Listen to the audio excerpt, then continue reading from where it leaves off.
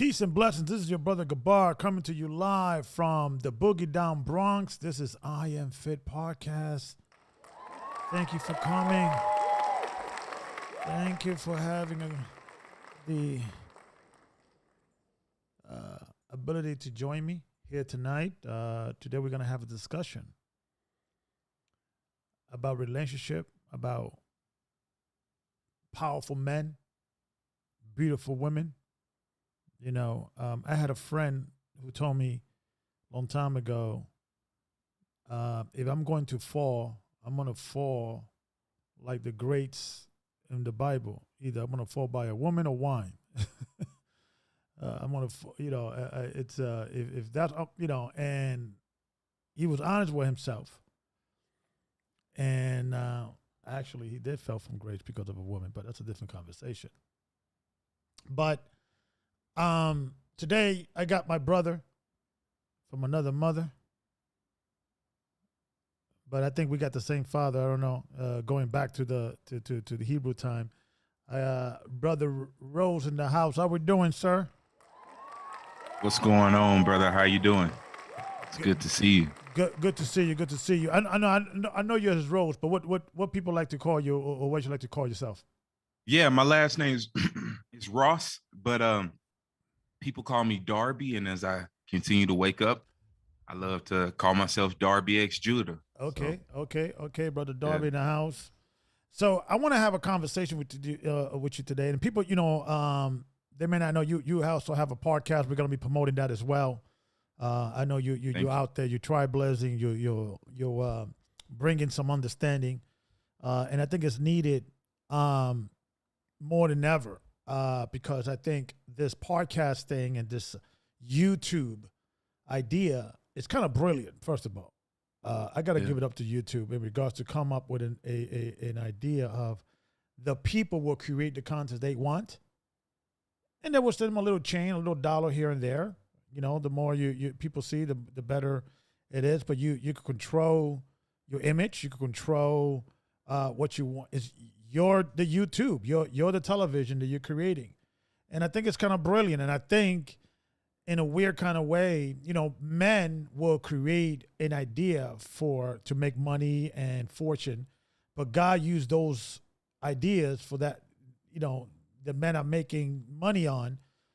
For his work. And I think, you and I, 20 years ago, this would be unheard of, to get 300 listeners, 400 listeners, 500, 1,000 listeners is unheard of. The money you have to pay just to get that, listeners. And you got now podcasts created that started humbly like yourself and I. Now they got 1 million subscribers. I think you also was in Brother New Breed. I think he's about to crack 200,000 subscribers. He's out there doing his thing. Shout out to him. Yeah, shout out to him. And yeah, it's I think this is like Bitcoins. You have to invest now. It's like the gold rush, right? You got to invest now for the future. And I think we need individuals to talk about real issues and a biblical perspective, right? And because there's a lot of people out there taking advantage of this YouTube phenomenon, and they're talking about relationships and hip hop and sports, and I get that. That's that's important, but sometimes we have to talk about real issues from a biblical perspective, And I've seen some of your work. I've seen some of your I think you got a future in this industry, so definitely go support. Matter of fact, let's. What is your channel? Let people know. We're gonna put it in the link. Where can people find you on social media? Well, number one, I really appreciate your kind regards. The channel on YouTube, my friends, is Black Honor Movement. So I hope to see some of you all there. We review things like the CIA and government running narcotics through the community. We talk about what's going on with our women as much as our men's responsibility. And you can also find me on Instagram at Darby is King. So if you follow those two avenues, we'll stay in touch. Well, absolutely. And so let's talk about this thing. right? Because you and I was talking, and you know, it's always amazing to me how hold on, let me I'm trying to find the channel. Okay, there it is. It's always amazing to me how why people do certain things. And Mr. Ye, he reminds me of somebody I used to know, and he reminds me of men that I came across in my life that dealt with women they were no good for them, and for some reason they were trying to change that woman. And the philosophy I always used to hear by them is that um, if they meet the right man, they'll change for that right man. And they keep believing because they believe they're the right man for that woman. They'll entangle themselves into a relationship with a woman, have kids by her, and marry her without a prenup. And then 10 years later, he's regretting it.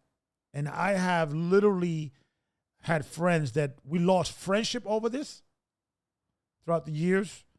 And we have rekindled those relationships later on after they learned, 20 years later, 30 years later, they divorced, they're bitter, right? Now they're going MGTOW, screw women, they're no good.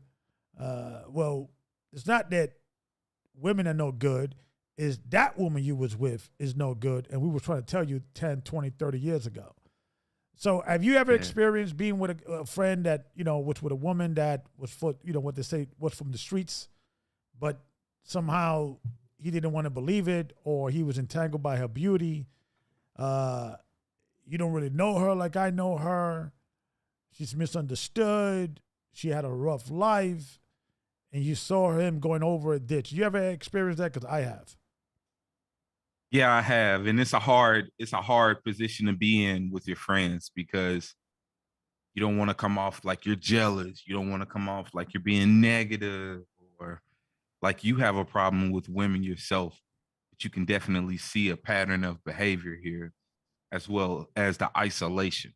You can tell at one point, it seemed, in my opinions, like Kanye West was just so endowed in being mixed with the Kardashian family to where, it was various news about how artists was feeling under him.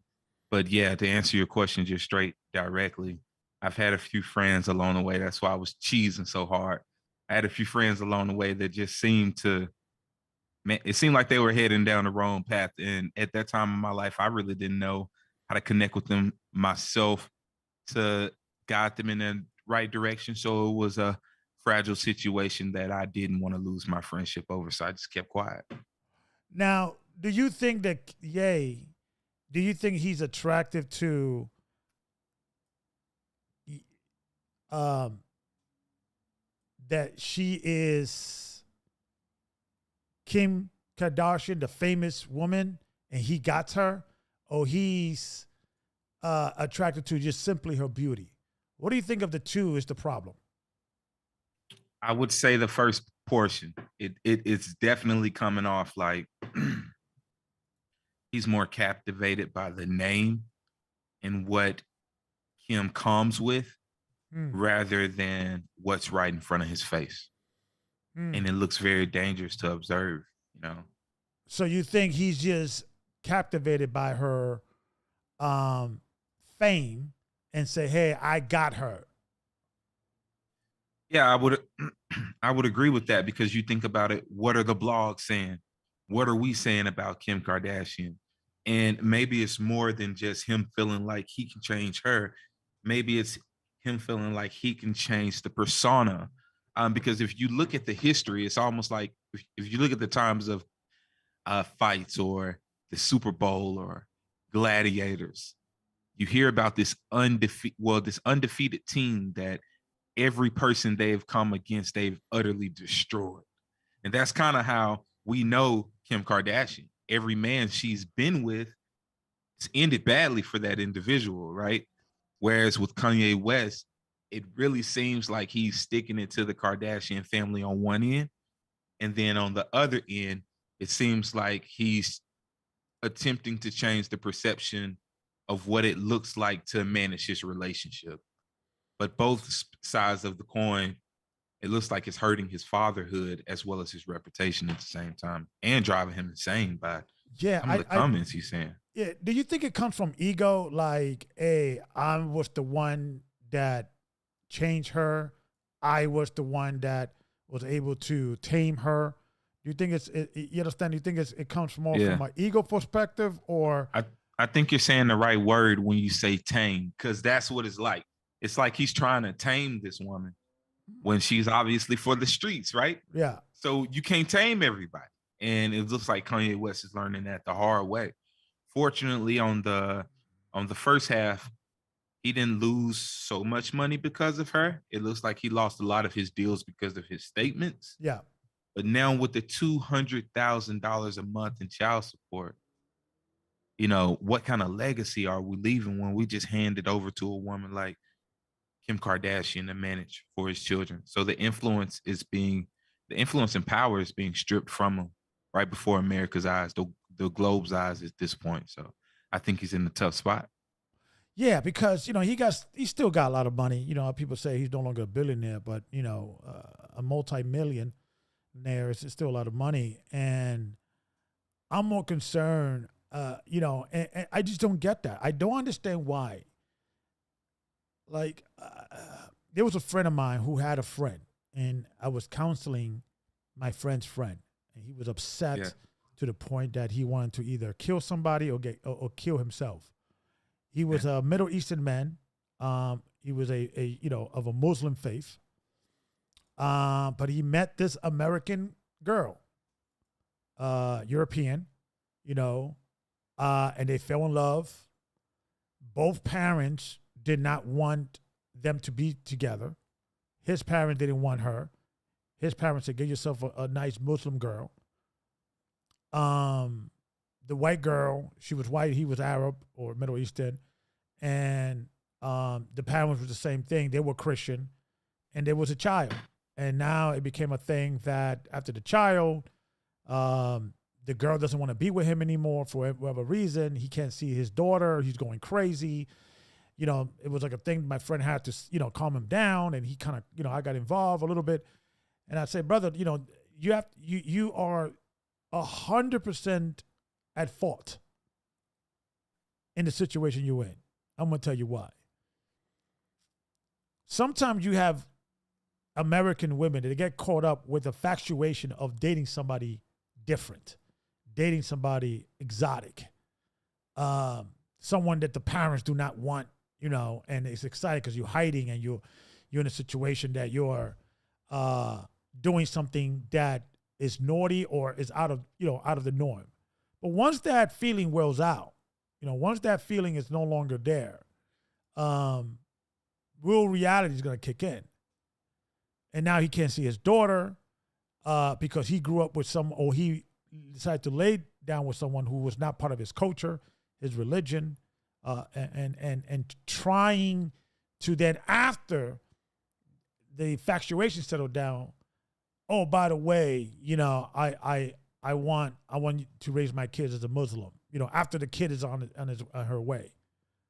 And that's what I think that Ye was trying to do. I think he saw Kim and then trying to change her and thinks, well, maybe having a child will settle her down. Okay, that didn't settle her down. Maybe another child. That didn't do it. When now they got 4 kids in, and she's still out there as ever. And I feel sad for him, but in same token, he put himself in the same situation, because if he was a Christian, he goes back to, Jesus Walk, right? That album was in 2010, 2009? Going back. So he always was a Christian. Somewhere in there. Yeah, he was always a Christian, regardless whether, he left the faith or what have you. I know he's more a Christian now than he is before, but what will possess a man? Multi-billionaire, one of the greatest rappers of all time, one of the greatest successful, artists of all time, say, I'm going to pick a woman who got famous over a 6 video. That everybody knew that video was set up by the family and her and to make her famous. Everybody knew that. Now it's out, but everybody knew that. And I'm pretty sure he probably had more insight on that than all of us because he's in the industry. I don't understand that. I don't understand what will possess a man to do that. I don't just the sheer that you would know if you have a child with this woman. He has 4. You know, kids. They search. They will make fun of you. And what will you put a child in that situation? I don't understand. They're impressionable too. They're watching. And they're watching. Yeah. I don't get that. I don't get that. The selfishness of that. I would never, I don't care how hot a girl is. I was like, listen, Ma, you just got to pass. And I can't raise children because in 2022, we could, stuff that happened 10 years ago, 20 years ago, it's archived. It's in the clouds. You can't take it back. I just don't understand the attraction, so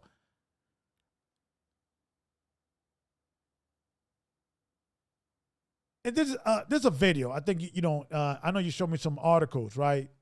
It's like this. Let's read the article that Mr. Ye was talking about. That Kim should come back to God, right? Come home to God, right?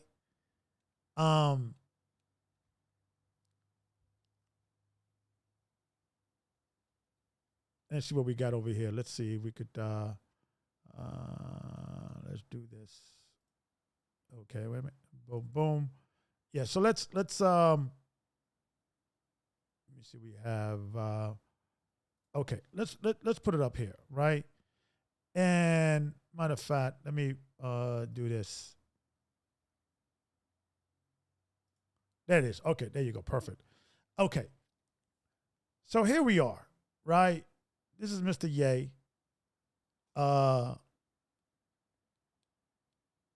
And I think, let me crop this a little better for the audience, for they could see a little better. Let me just crop this. Just bear with me, folks, because I'm a one-man producer. It looks good. Okay, let me just put this over here and then put this over here. Okay. All right, perfect. It says, go marry. I can't make it out from here. Oh, here we go. I can see it. Go marry Tom Brady, Kanye West to Kim Kardashian after. I can't make that out. Can you read it for me? I'm sorry. Yeah, Gisele Bündchen divorce was filed. Right. I know they finally are divorced, but there was another article that it states that he wants her to come back to God. But the question is, was she ever with God? Yeah. I think I sent that to you on Instagram. You had it pulled up on the screen. It looked real good when you did that. Matter of fact, here it is right here. You see that? That's it. Yeah. Come home to God or go marry Tom Brady. I don't know what that meant, but yeah, it looks like just insults. It looks like he's just trying to stress her out. Right. But the question is, right, there's a video, and I don't know if you could play it when he was Kanye thinks Kim's Met Gala dress was too much, a bit too much. Let's play that video, right? Because I want to show the audience something, right? Because I think I got it right here. Yep. There you go. Right. Let's play this video. Okay. The girl showing her body off, showing this, showing that, and I didn't realize that was affecting like my soul and my spirit as someone that in love and the father of like now with about to be 4 kids. Of course, it's like a formal underwear. It's hot. It's like it's hot for who though? So like the night before the leg, you're gonna come in here and say that you're not into a corset bun. Give me really bad anxiety. What are you talking about? Why is that giving you anxiety to say that? Because you knew last night I was having really bad anxiety, and I don't need any more negative energy for you to now say that you're not into me wearing a tight dress. You are my wife, and it affects me when pictures are too sexy. It you built me up to be this like sexy person and confidence and all this stuff. Yeah. And just because you're on a journey and you're on your transformation doesn't mean that I'm in the same spot with you. So. Okay. All right. So. All right. Cool. Be just. So, you know, I gotta be honest with you. I gotta kind of agree with Kim in this instance. I'm gonna tell you why. And I've been in a lot of situations or involved with a lot of folks that met a spouse. They were out in the club, you know, smoking weed, drinking, you know, hip hop and all the gangster rap and the street life, and then they find Christ, and then they want their spouse to be, you know, to in the same wavelength as they were, or that, has their new person who they are now. Yeah. But it's not fair for the person who met you in the club. Like, you know, I met you smoking weed and drinking and out there. And that's the guy I married. That's the woman I married. But now you want to follow Jesus and Christ, and you found who I don't know. I don't know who's to blame here. Who's right? Who's wrong? And if Mr. Ye didn't want that type of life, or didn't want that type of wife, what would he marry somebody like her? I kind of have to agree with her. Yeah. Well, I have a question. Yeah. So, Lot, do you think Lot always had the favor of the Most High? If Lot always had the favor of the Most High, I think I lost you. Oh, you're back. Okay. Sorry about that. I was moving something around, make sure I had more room. Do believe. You think Lot always had the favor of the Most High? Yes. Okay. So he lived in Sodom and Gomorrah. Yes. At one point, the Most High thought no one could be saved out of Sodom and Gomorrah, right? Right. Yes. Okay. And then Abraham pleaded for Lot's life. Okay. So Lot's wife still lost her life because she looked back. Yes. One could say with the problem with his daughters, with the problem with the Most High being able to see everything, and at one point feeling like no one was redeemable. But Lot's family being selected to escape. Do you think Lot's wife should have listened to her husband, or do you think she, you know, with her free will? Well, you know, it's a difficult, and I agree with you, because there's been situations that people outgrow each other spiritually.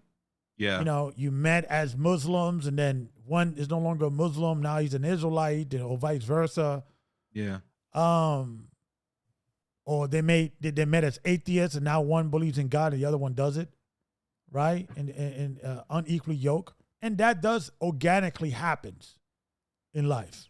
I would say I can sympathize with her perspective, but I wouldn't necessarily say I agree. You know, yeah, especially when it's husband and wife. No, I listen, Kim, honey, listen, you got kids now. You're already on the 8 ball, because behind the 8 ball, so to speak, because you deliberately decided to sit down with your mother and say, hey, or your mother sit down with you and say, hey, I have an idea to make you famous. What is that, Mom? A sex tape. And sex tape are nothing new. Back in the days, in the 80s, in the early 90s, what was that group, that couple?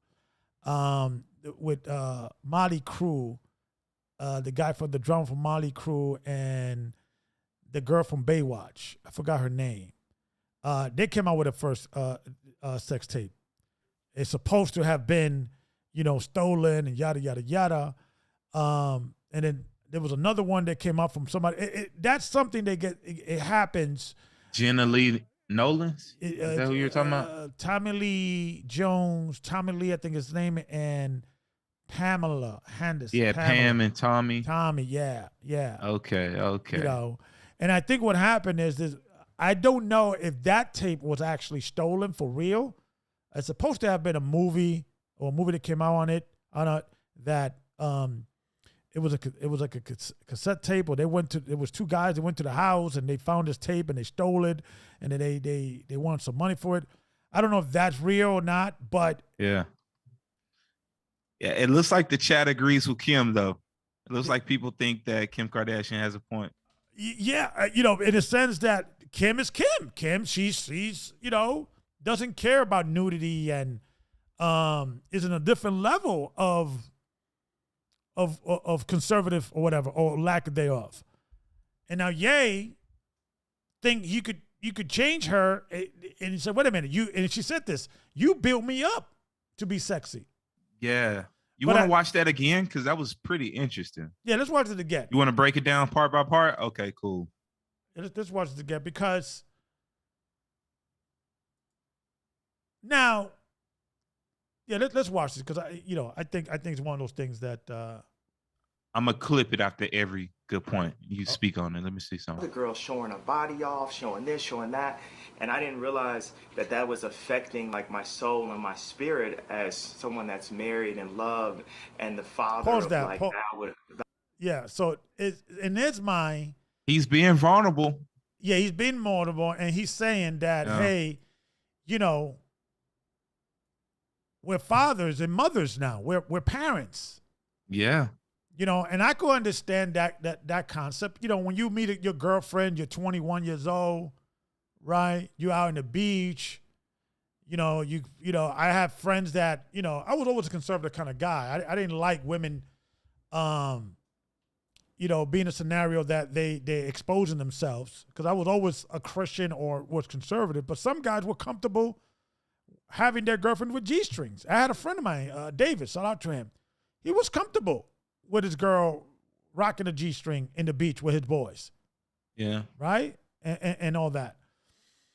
But once you have a child, and they have 4, I think they have 3, one on the way, or what have you. I think the baby's here now. The baby's here now, right? I don't know. Should women and men, but especially women, come down with this whole nudity stuff and out in the clubs, and is that because kids talk in high school and in kindergarten and first grade, second grade. I saw your mommy's butt, and yeah. I don't know. Who has a point here? And I think what's happening is that sometimes people have a different perspective. Like, okay, if we married, I don't have to. If we're gonna get married, I don't have to tell her you can't wear any more G-strings and evocative slow, because she's going to be a wife and kid. Because she's going to know it. You expect her to know it. But that's the problem with people. You have to have the discussion, because moral standards are different. But you know what? Yeah. Kanye West has 2 mother-in-laws. When you consider, the changes with Bruce Jenner. So, I mean, he's marrying. My mother always told me to pay attention. You're not just marrying one person. You're marrying the whole family into a family. Yeah. So if you marry a woman powerful enough to change a man into a woman, what makes you think she's going to listen to you? Right. And we could clearly see that whole scenario that is run by the mother. She's the manager. She's the mastermind behind all of it. And, and sometimes in Hollywood, these women, they don't have much choices to keep their lifestyle the same. I know she was married to a famous lawyer, the guy who defended OJ in the trial. I know he passed away. But, Hollywood is the belly of Babylon. It's the belly of the beast. And it's a dangerous place to be. It's a dangerous place to be. Or to raise a family. But I think, in his mind, if she has a child, she is no longer going to be doing what she's doing. The new pictures, the crazy, sexy picture. And actually, I want to show folks, if I think you have it, the actual, they were arguing over a dress. Yeah, this is still this video. Yes. But do you want me to still play the video? Yeah. Let's play the video. Okay. And then I'm going to show. we're gonna show the dress that is compromised, the compromised dress. Yeah. Not the let's actual go. dress that she wanted to wear. Yeah. Right? So Let me see. That was affecting like my soul and my spirit as someone that's married and loved and the father of like now about to be 4 kids. Of course, it's like a formal underwear. It's hot. It's like it's hot for who though? So like the night before the He says it's hot for who though? Exactly. It's hot for who? Because it's like, because what image is that picture selling? Even from the standpoint of paparazzi or paid photography. yeah. I can empathize with both. Yeah, but I think it comes from ego. I think Ye's ego, he thinks he could change people. And one thing I learned very early on, yeah, you can't change them. You know, you can't control a woman. You can, you know, a lot of guys sometimes out there think that they are so great, so smart, so intelligent, so sexy, so handsome, so charismatic to change a woman, and it's a lie. And vice versa. Sometimes certain women think they could change a guy. A person's not willing to change until they are ready to change. You know what? I hear more of the of a partner trying to change the other partner when it's coming from the woman's perspective. We always hear that the girl dates the bad guy with the stories. Yeah. She comes from a good home. She has it together. Thinks she could change him, make him level up. Yeah. They can take the world together. And now she's in a pretty bad situation. We hear a lot about that with our women. Yeah, and that does happen a lot. But what I tell women, if you're gonna be dating a bad boy that you think there's potential in him, or you believe he has the ability to change, hold on for the long ride. Hold on for that ride, because it's one of those things that a guy would change when he's damn good and ready. Yeah. When I was in my 20s, right, me and my wife, you know, I met her when I was 20 and she was 23 going to 24. And I would leave like Thursday. I would pick a fight with her on Thursday. Yeah. I could hang out with my boys on Friday and Saturday and Sunday and come back Monday, you know, hangover out of my life talking about, baby, I'm sorry. Right? Yeah. And sometimes I tell my wife, like, babe, I don't know what the heck you saw in me. I don't know what will possess you. You know. Sound like you got someone that wanted to grow with you. I think my wife got lucky at the end. I think what happened is I could have stayed that crazy guy. You get what I'm saying? I think it's a crapshoot. I think do you have women sometimes they will end up with these bad boys, and sometimes these bad boys don't turn on good. It's a risk. And I think he took the risk. I think he's taught he's, you know, wise enough and great enough, and he's a genius. He could change, and he could change her. She's has potential. But now he's divorced, 4 kids. Now, who knows what man she's gonna bring to the house? He can't stop her. What other pictures she's gonna be taking?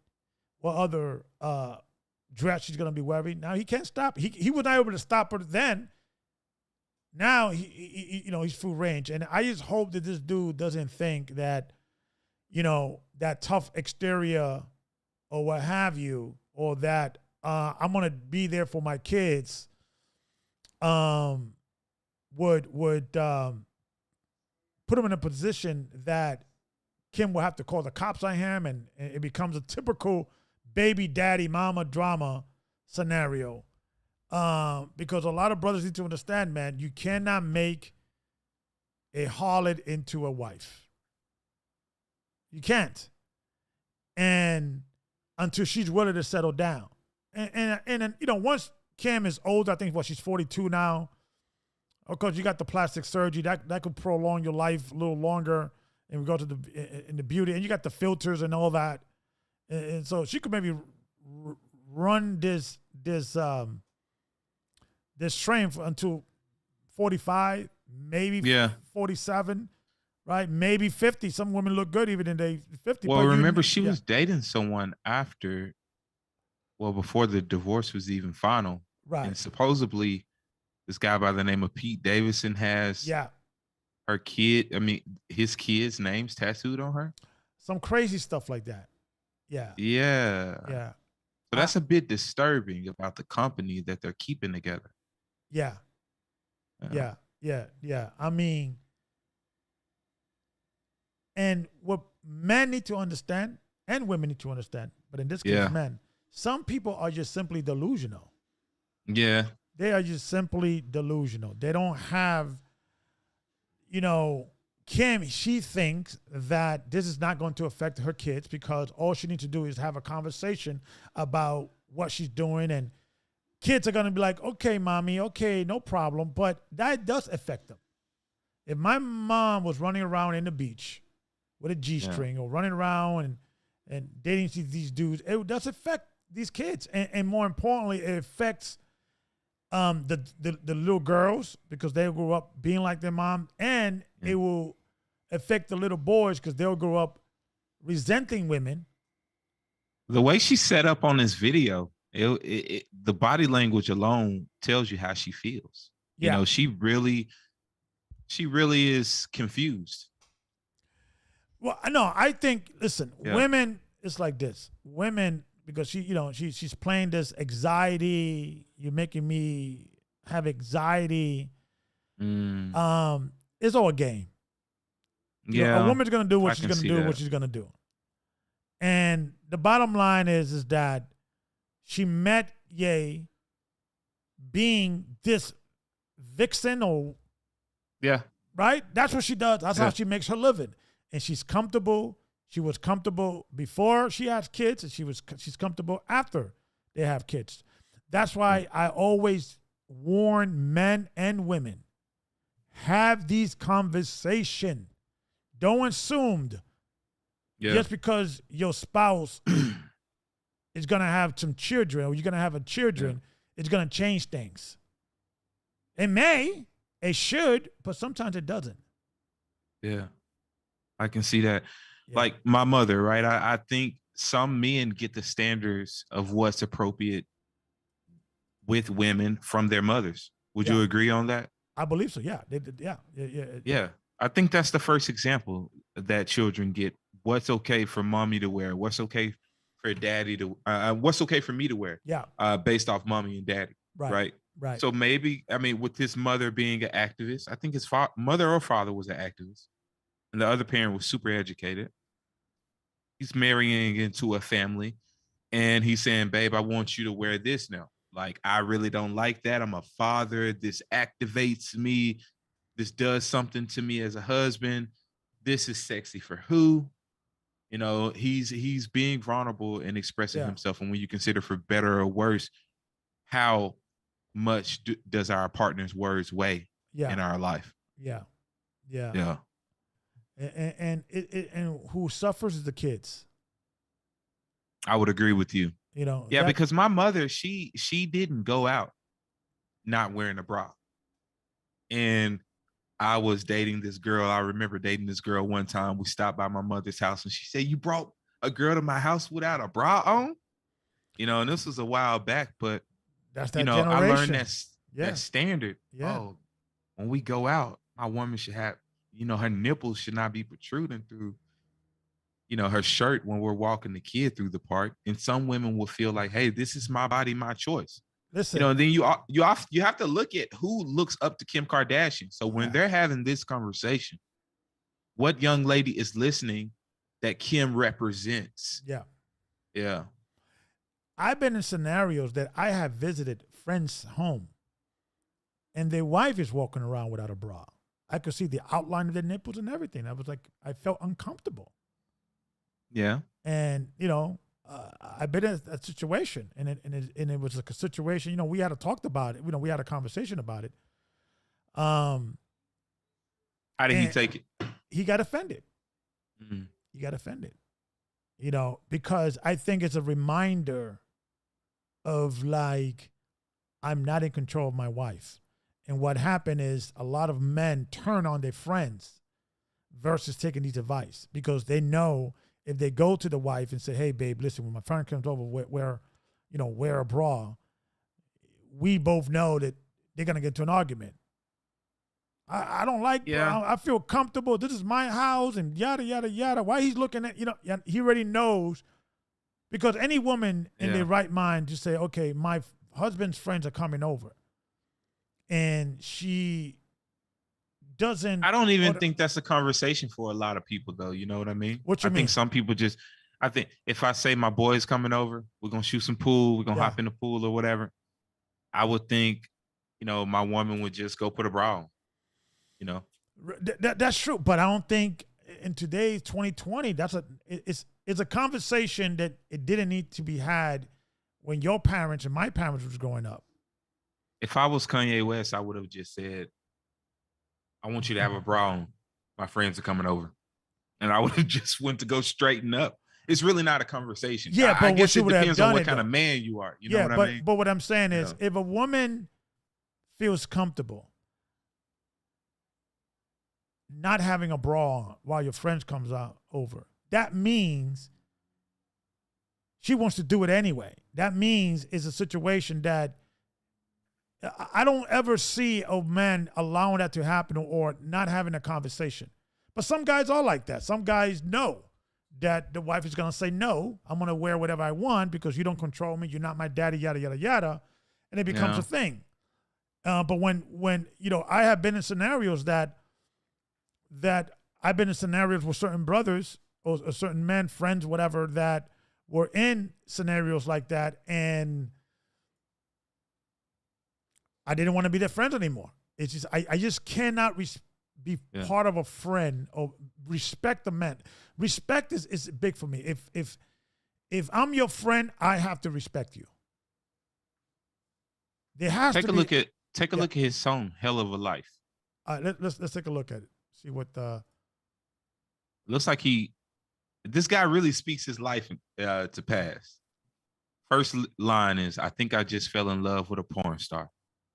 Turn the camera on, she a born star. Second verse. One day I'm gonna marry a porn star. We'll have a big A crib in a long yard. We'll have a mansion and some fly maids. Nothing to hide. We both screwed the bridesmaid.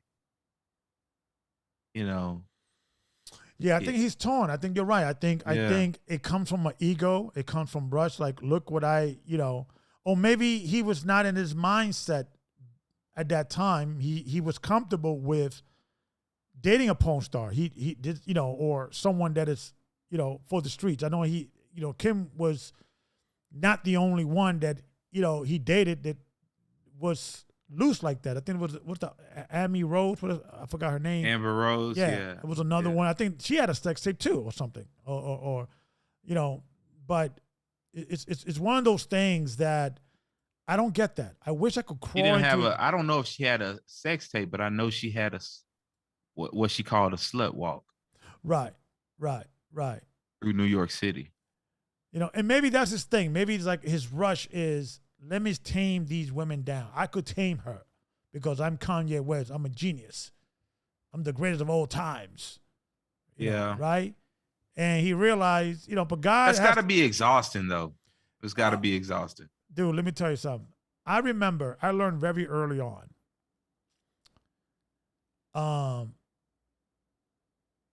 If you got these women that are beautiful and conceited, for me, it's not worth the headache. It's not worth the headache for me because it's so much work.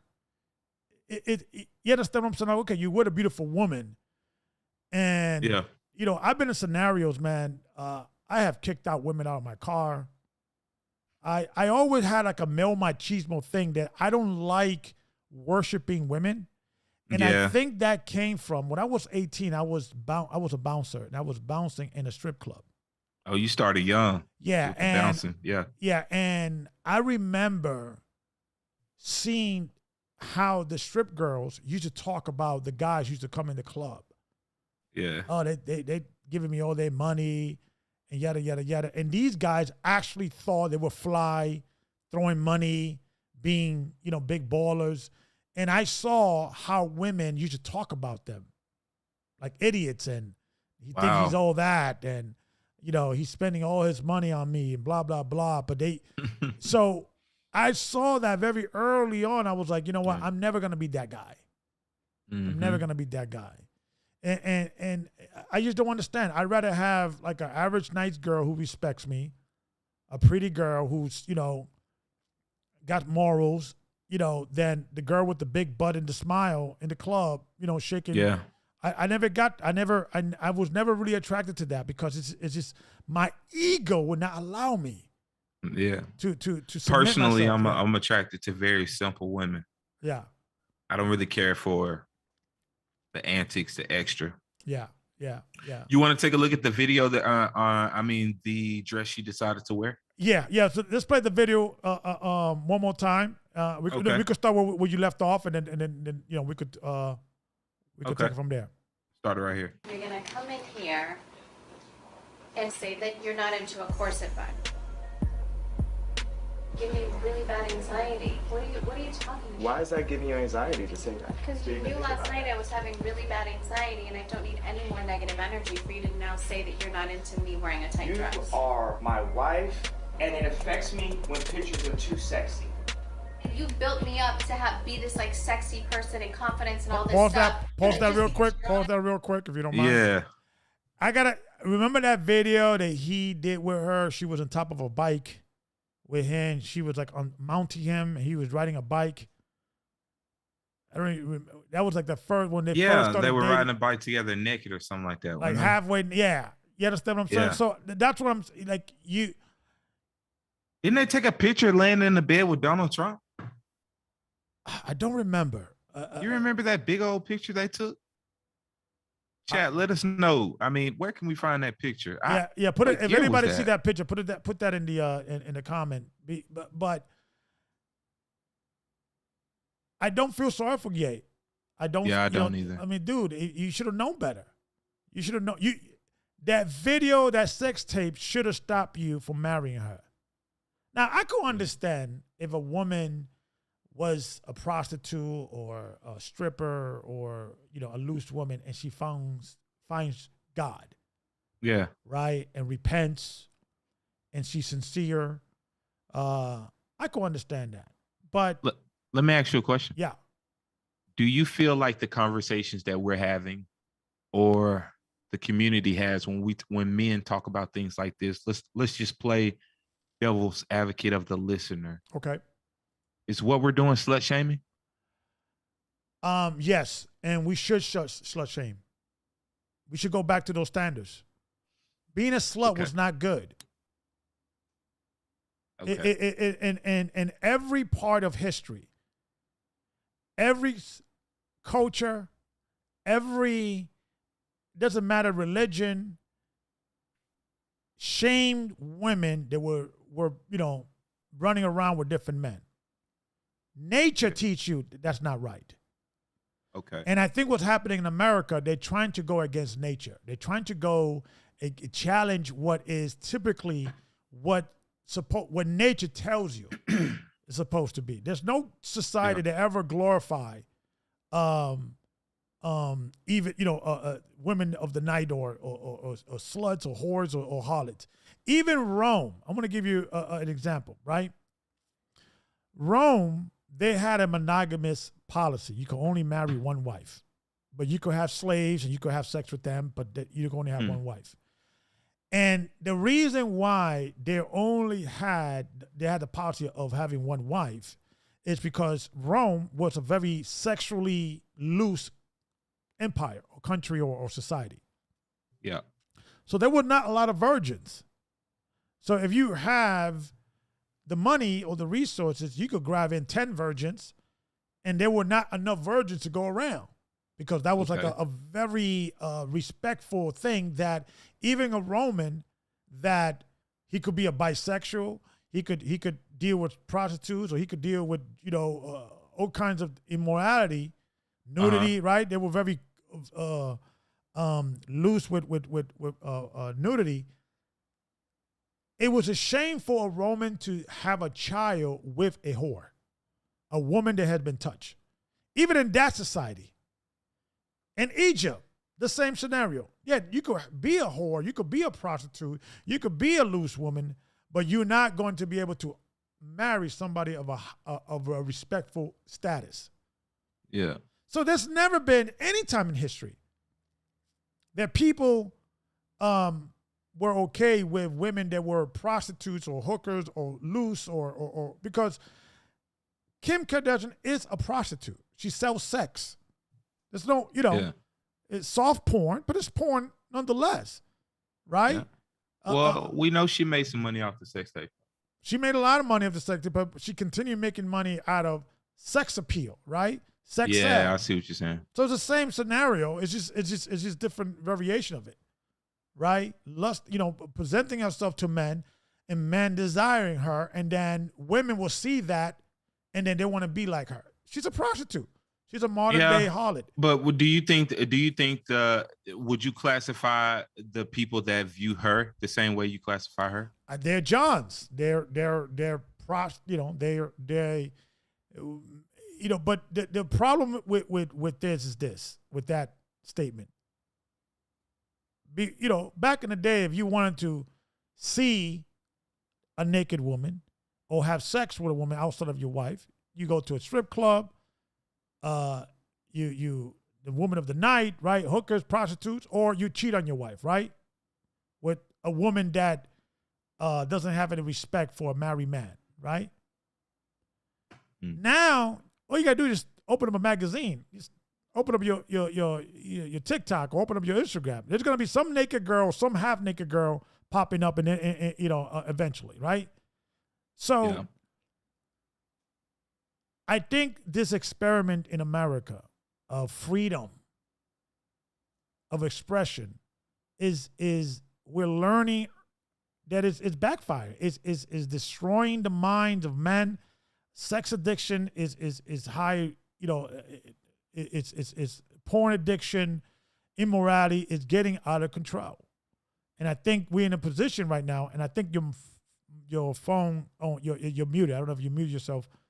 By accident. Yeah, I wanted to make sure I didn't didn't hear anything in the background while you were talking. So, it's one of those things that this experiment is gonna fall in the Americans' face of this concept of freedom, because anytime we are trying to say we need to pull it back, we need to hold on, we're getting too crazy with this freedom of, let women wear what they want to wear, let men wear what they want to wear, and yada, yada, yada, and sex and have sex. And I mean, I'm like a dinosaur these days because, I'm 50 years old. I've been married.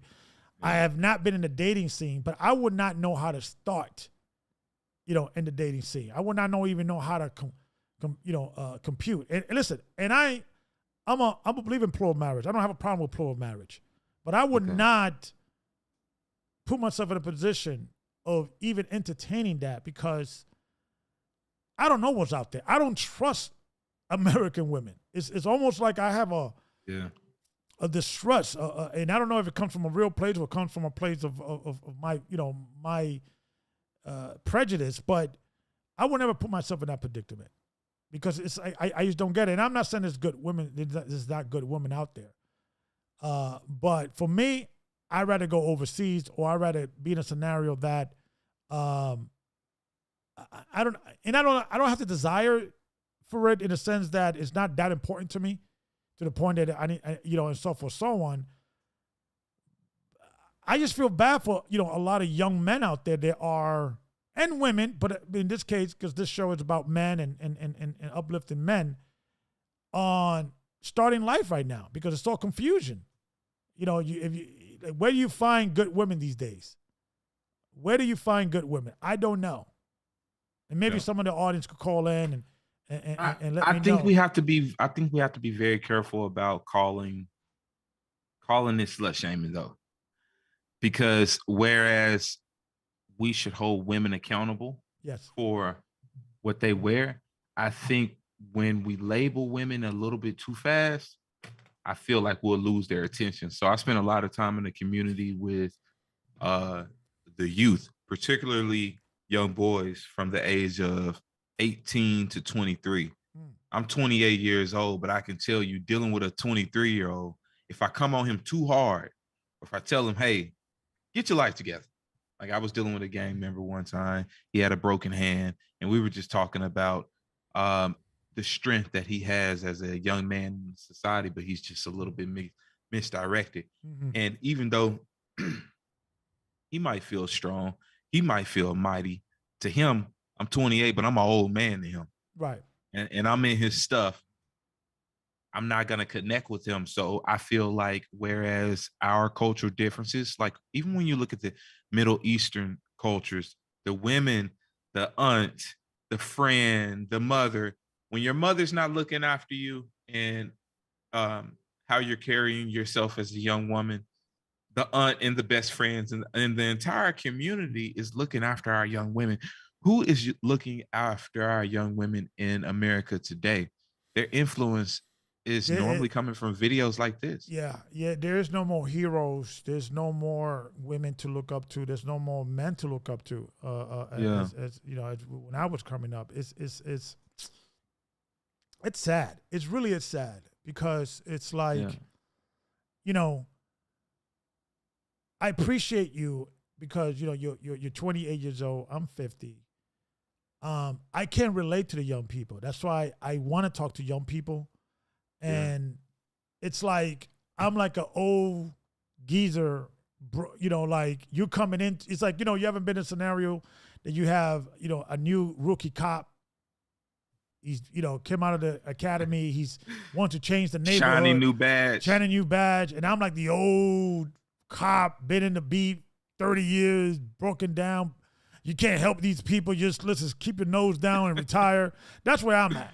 That's why I understand. And that's why I need guys around. I need guys like you around me because, you know, I need hope. And I guys around my age, we already kind of have given up, and we're kind of like in a position just high from the storm, high from the mess because the destruction is coming. And let me ask you a good question then. Yeah. Why do you think younger women date older men?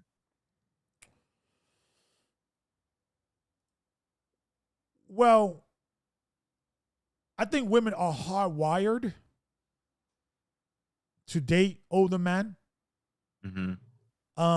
If we live in a righteous society, who's your first example? Your dad, right? As a woman. Yeah, your right? father, yeah. Your father, right?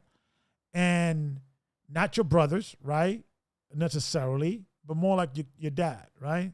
That's right. So usually if a woman sees a dad father, and uncle, yeah, dad, uncle, usually it should be somebody that mimics that. And usually men take a little bit to mature. So I'm for a woman dating someone older. I will say even 10 years older. Yeah. Right? So I believe they're hardwired with that. But what I see is that women, because they have a bad relationship with their dad, they will now are saying, okay, I don't want someone older than me because he's going to tell me what to do. So let me date a young buck who will give me good sex, looks good, but I could manipulate him. But that makes sense. But if you're in a situation in an organic community without the brainwashing or the brain filth, dirtying the mind, naturally women are going to be more attracted to older men. Well, let me ask you this then. Let me ask a more clear question. If we had a good guy, right? Yeah. And a young woman, why do you think that younger woman would go after that good guy? A young good girl, why do you think she'd go after him? She was raised white, but that's almost. And you know what it is? I think it does happen, but those people do not make noise. Yeah, it does, but you know what? I think it also has a lot to do with that woman is looking for who's going to be the head, who's going to be the leader in the family. And I would say even though women progress faster than men, they still are very impressionable. Yeah. And all of the damage that's been done on our community, there are good women out there looking for good men, obviously. Yeah. Right. So they're looking, I don't want to say looking to be taught, But a husband is really supposed to be led by, I'm sorry, a wife's supposed to be led by her husband. She sees him doing the same thing with the kids, teaching the kids, hey, wife, we need to do things a little bit different this way. We can save more money here. Yeah. I'm the primary person working. So our women look to be led and taught by our men. But you have a man like Kanye West here, and he's growing, but is he being allowed to teach? And then at the same time, his wife is saying, well, you built me up to be this woman, which I don't believe that's true. I just think that's her perception. I don't think Kanye West built Kim Kardashian. Yeah. Because Kim was already Kim when they met. I mean, she was already famous. The sex tape was out for years. That she was she already had multi-million-dollar contracts with these companies. So she was already Kim. I think his rush was, I'm married to Kim. I think he probably suffered from low self-esteem, and all this is a masquerade his issue, because it's like he was always bragging. He said that Kim Kardashian is more influential than Michelle Obama. Right? Would you agree with that? Yes, but just because you're more influential doesn't mean it's a good thing. Yeah. And I think that was his rush. Like, I got Kim. I'm able to convince Kim to marry me. I'm that good. But now he's paying for that. He's paying for that. He's paying for that. And let's show the picture that they were arguing about, the dress that they were arguing about. Journey, and you're on your transformation doesn't mean that I'm in the same spot with you. So. Okay. All right. All right, cool. And that really made him upset, didn't it? So this is the dress that she decided to go with. Yeah, this is the compromise dress. And now that I will not let my wife get in that dress. And I was always a guy that was very conservative. Like, there's been scenario that I even have girlfriends and be like, yeah, you're not wearing that. You're not my dad. Okay, you're gonna go alone. I used to break out. I never played that game.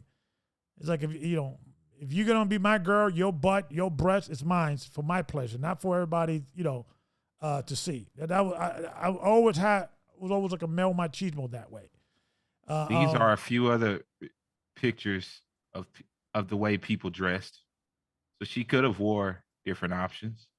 What do you think about this outfit? Would you let your wife go dress like that? No. Let me go back to it's right here. What do you think about this? No, and who is that? Was that Kim? Yeah, that was. But you could tell. You could always tell in his face he was never happy with the way she used to dress. You could tell. Yeah. You could tell that he was never really.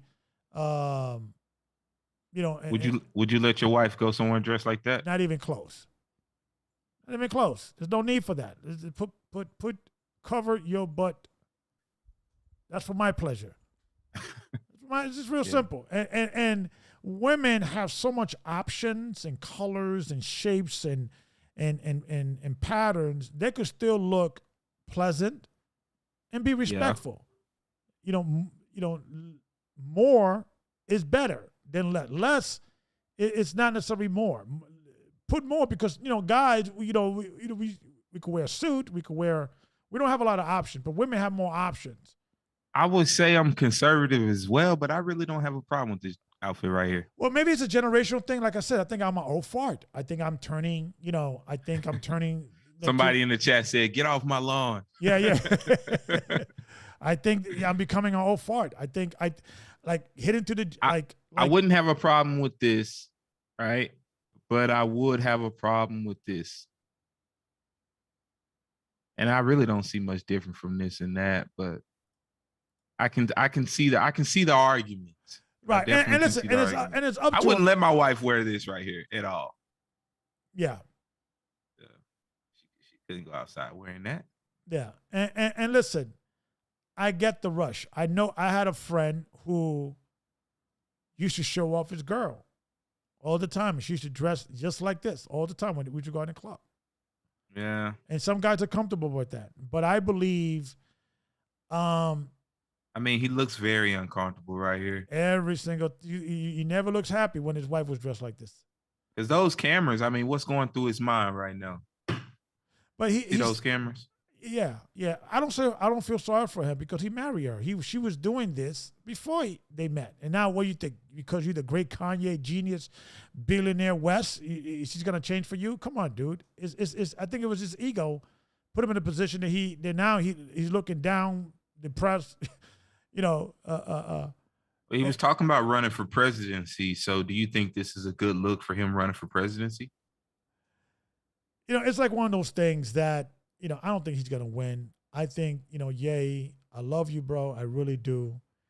I think this is how much I love you, Ye. Even if I think you're crazy for running for president, I will still vote for you just because you're dealing with the Hebrew culture. I got to keep it real for you. I never voted my whole life. Yeah, me neither. If Ye runs, I would say, yo, I want to do something crazy. I'm going to go vote for Ye for president just to see what happens, right? But I don't think he's going to win. But, who knows? Crazier things have happened. And with this society, I just don't know. I just don't know, what was never accepted before now is accepted. And what was crazy before now is normal. So I don't know. Yeah. But let's I think we got enough of the night, the image of the rich and famous, right? Yeah. But it's one of those things like this, man. It's you're 28 years old. Mm-hmm. I'm like a guy that I'm losing hope, or I lost hope. Mm-hmm. And all I want to do is just worry about my wife and daughter and kids and stay off my lawn, just keep my, and just wait for Christ to get here. I almost like tapped out, and that's how I feel. I feel like I don't know how to fix the problem. So usually when I can't figure out how to fix a problem, I just shut down. I just like, I'm out of here because nothing is working. But I respect that. Yeah, but from your perspective, like I said, I'm the old cop in the beat for 30 years. You're the rookie. What do you see that I don't see? Well, I mean, that's a good question. I think you brought up a scripture that was very important. And I think more men and women need to return back to what the Most High says about clothing, what the Most High says about grooming, what he says about, way of life. I think there should be more examples that women should follow, and they should get it from the community. And I think that men like Kanye West, I mean, I know we were speaking in private about what is stumbling, and we spoke a lot about that tonight. How friends, wives, or girlfriends appeared, and really you just don't want to stumble your brother. So I would encourage my wife, my girlfriend, hey, do this so my brother's not stumbled. Yeah. Not because I have a problem with him, but because I need to protect him, and I need to protect what we have. So we need to protect each other based off our behavior, right? Yeah. I know someone in the chat was saying, well, they had problems with both dresses. At the end of the day, people are going to wear what they feel most comfortable in.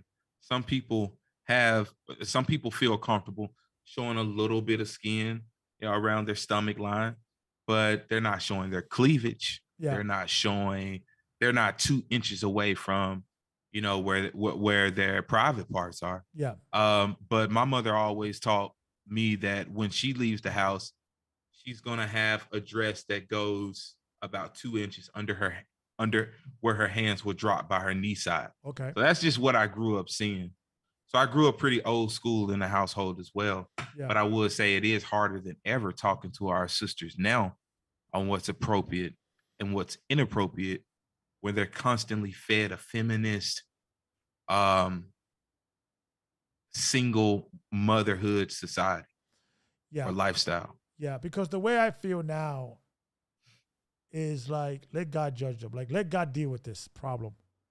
I was a pastor for 10 years with GOCC. I think, no exaggeration, I probably were dealing with marriage counseling. I will say maybe over 500 counsel. Yeah. Right. And these are people that believe in God. These are people that want to do good. And there were struggles even there. I don't know how the bride of Christ is going to be formed. I don't know how she's going to be manifest in the world. It has to, in my opinion, I think things have to get worse before they get better. I think God has to whip the crap out of us.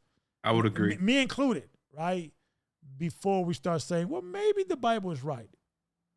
Maybe the Bible, and I think women don't understand the power of their body, their sexuality, what it does to men. Because men, even if you cover up, I believe men naturally are sexually depressed in our society, even outside of women running around with half naked, in the streets. Yeah. Because I believe certain men, God made them a certain kind of way. He made them with, some men have more sexual appetite than others. I'm a polygamist, and I believe there's something wrong with that. Yeah. So if you want to be in a scenario, I agree with that stance. Yeah, and if you want to live in a polygamous community, you also have to live in a moral community. Yeah. You understand? Yeah. Because if you're gonna say, okay, we're gonna have one wife to a man, that's hard. It is for a man to sometimes say, you know what, I prefer a different wife today. I wanna because man just after a while it's just the way that man, how God built men. And I don't think men are designed to be with one woman forever. I don't. Right. And if you're gonna do that, if you're gonna build a society that you're gonna have to have one wife, you can't be tempting men. Because that's what the cheating. I like where you just went with that. I like where you just went with that. Because I think it could be done. It will be inconvenience for men, but it could be done. But good Lord, let's have a conversation here. Because I'm going against my nature anyway, and I got to deal with the temptation. Is that natural? I think a lot of men, and that's why the porn is rapid in men. Infidelity is rapid with men. It's a recipe for not disaster. just rampant, but profitable. And profitable. And I think it's all designed. I don't think it's just by mere chance. I think I would agree with you. It's all designed. And I feel bad for men. I think nobody is talking about men's issues. Nobody's talking about men's struggles. That's why this show is important to me, because I want to talk about men's issue without being ashamed. I like that. I don't want us to be ashamed of our struggles, of our insecurities, of our desires and the struggles of our desires and things of that nature. Oh. And, it is an everyday struggle. And, it's a little easier for me now because I'm older and I just becoming a stubborn old man now. I just don't, vagina's not that important to me anymore. Yeah. And I thank God for that. I think some old men, though, I think it's important to some of them. I think what you just said with polygyny being a moral lifestyle, I think that's what makes it not so important. Because I believe that when you reform how you view marriage from a polygynous perspective, sex isn't the first thing on your mind all the time. Yeah. Regardless of what age you are. Yeah. And I always understood, listen, I'm not going to be married to a fast girl. I'm not going to be married. I was engaged to a sister. She was half black, half Italian. So imagine a sister who, good-looking sister, but acts with the Italian, half black, half Italian. So it was kind of funny. Her mother was Italian, her father was black. Yeah. And I love her, but she used to drive me crazy. And I said, if I marry this woman, I'm going to end up in jail. I'm going to end up insane. And it wasn't she was malicious. That's just who she was. It's just who she was. And That's that Italian in her, huh? Yeah, with that Italian. They fight all day and love each other. It's part of the culture. I was like, Yeah.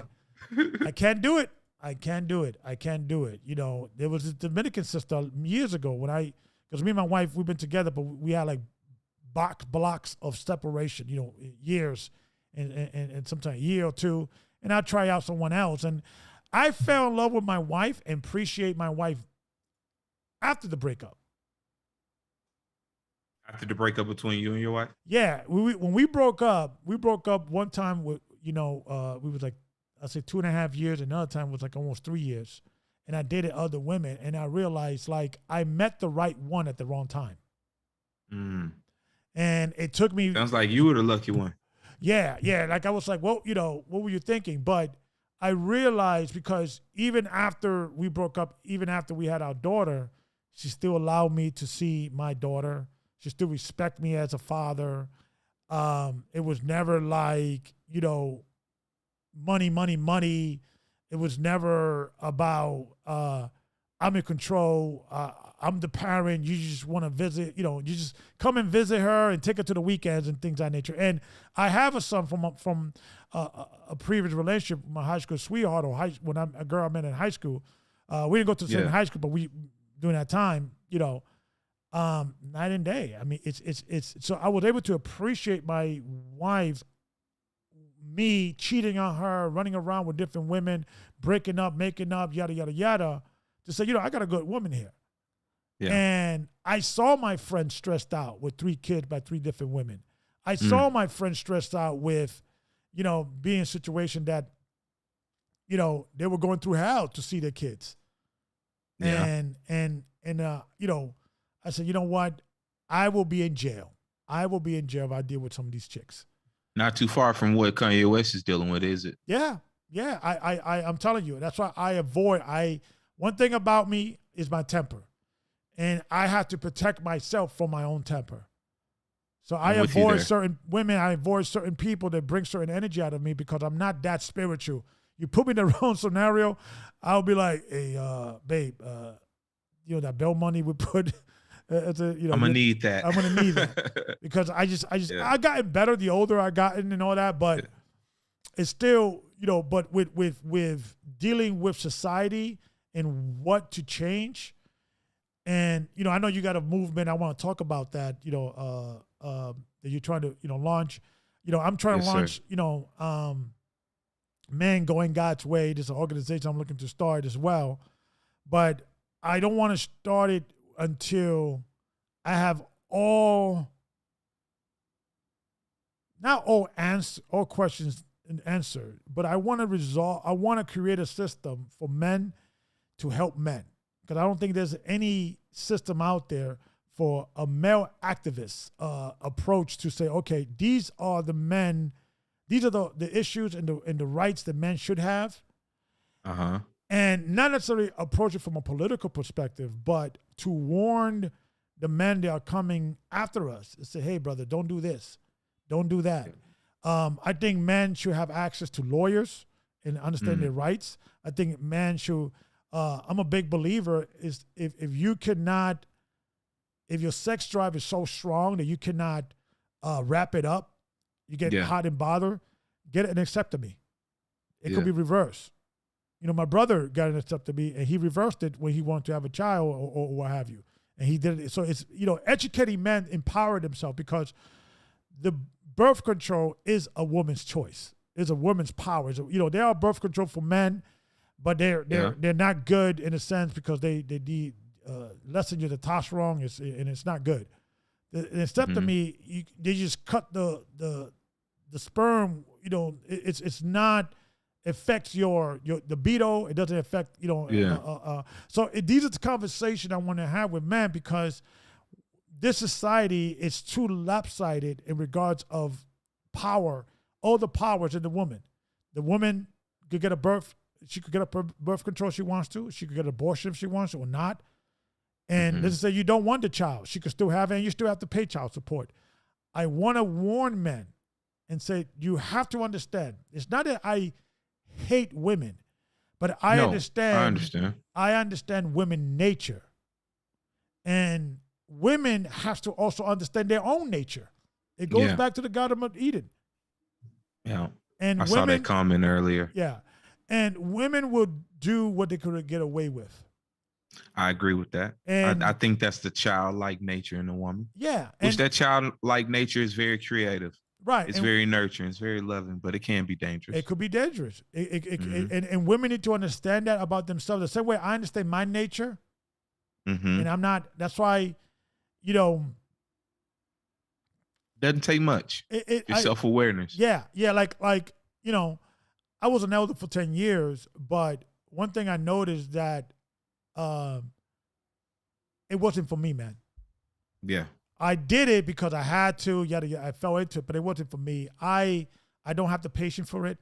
I was losing sleep. I couldn't sleep. I was always upset at my wife because there was always some issues. It wasn't healthy for me. It wasn't healthy. You're just frustrated a lot. Yeah, yeah. And I think I have a lot of experience to give to young men. And I think I think this podcast, I'll be able to do it without the frustration of being an elder.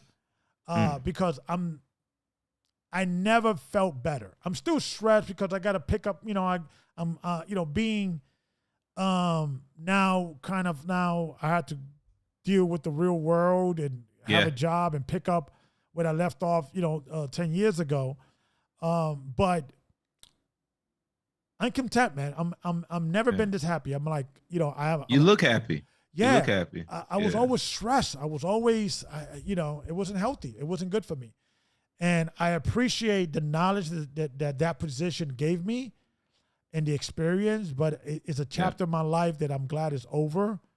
And congratulations. Yeah. And I think I did some good. I think I was able to drop some seeds and I think a lot of the brothers learned from me and so forth, so on. But I think this this podcast is my next chapter in my life. If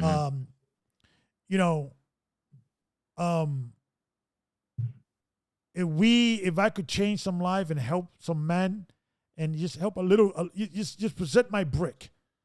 Just present my brick. I don't want to change the world because I can't. But if I could just change one or two or just help certain people,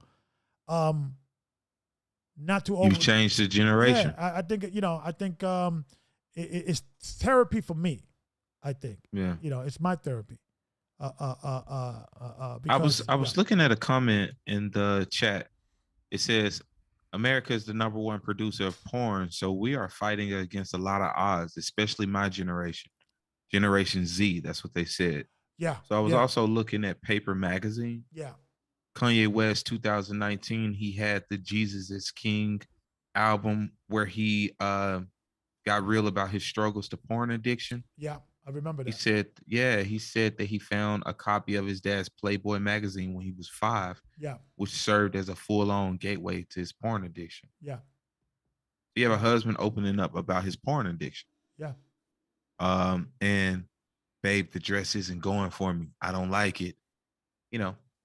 So it's just something to pay attention. We have to pay attention to a lot of each other's needs, wants, and struggles. Yeah. Yeah. Yeah. And because I think young boys get exposed to sex too early, man. I do. I agree. It damages you. It's not healthy.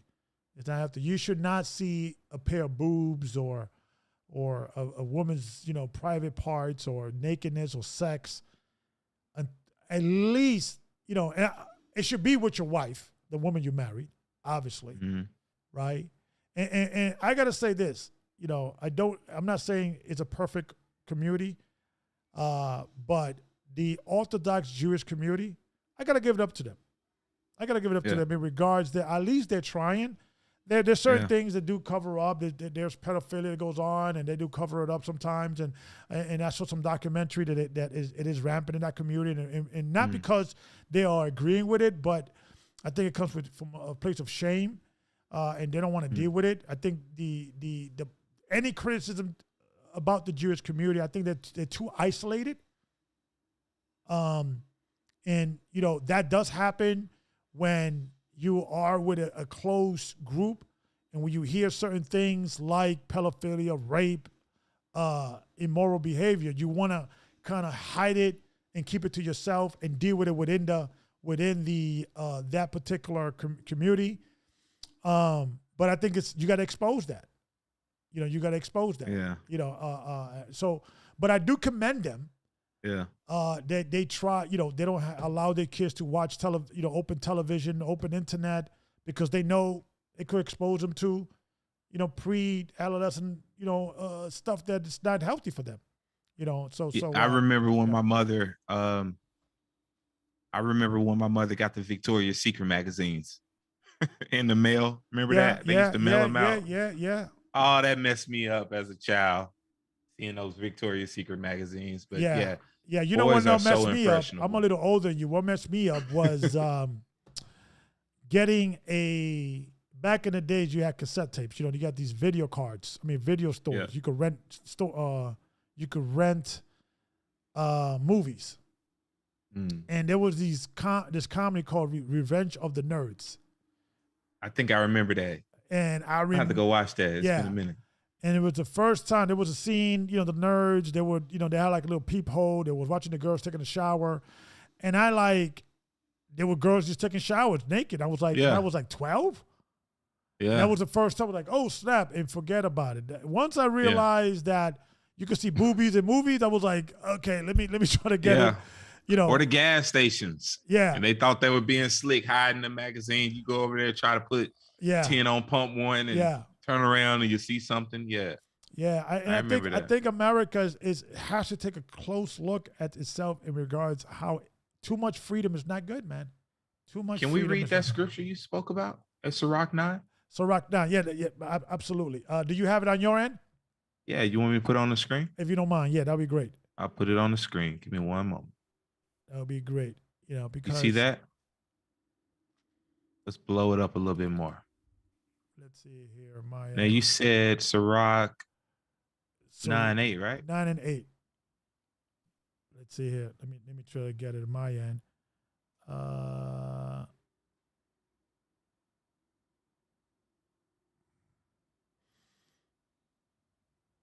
9 and 8. Turn away thou eyes from a beautiful woman. Even thousands of years ago, men knew. See, that's where the tradition comes from, because we are weak for women. Yes, we should be disciplined. Yes, we should be more mature and not get caught up with getting caught up with the beauty of a woman. But women are stronger than wine and stronger than kings. Wow. I hadn't heard it put that way. Yeah, because when you there's a parable, there's a story in the book of the Apocrypha that there was a Hebrew man that was, I forgot his name. I can't, those that knows remember. You could put it in the note that he was under captivity under the Babylonian Assyrian captivity, I believe, and the king made a decree. It says, if someone can declare what is strongest on earth, I will give them fortunes. And the first, I think I remember that. Yeah, the first wise man said, well, the king is strongest. No, the wine is strongest.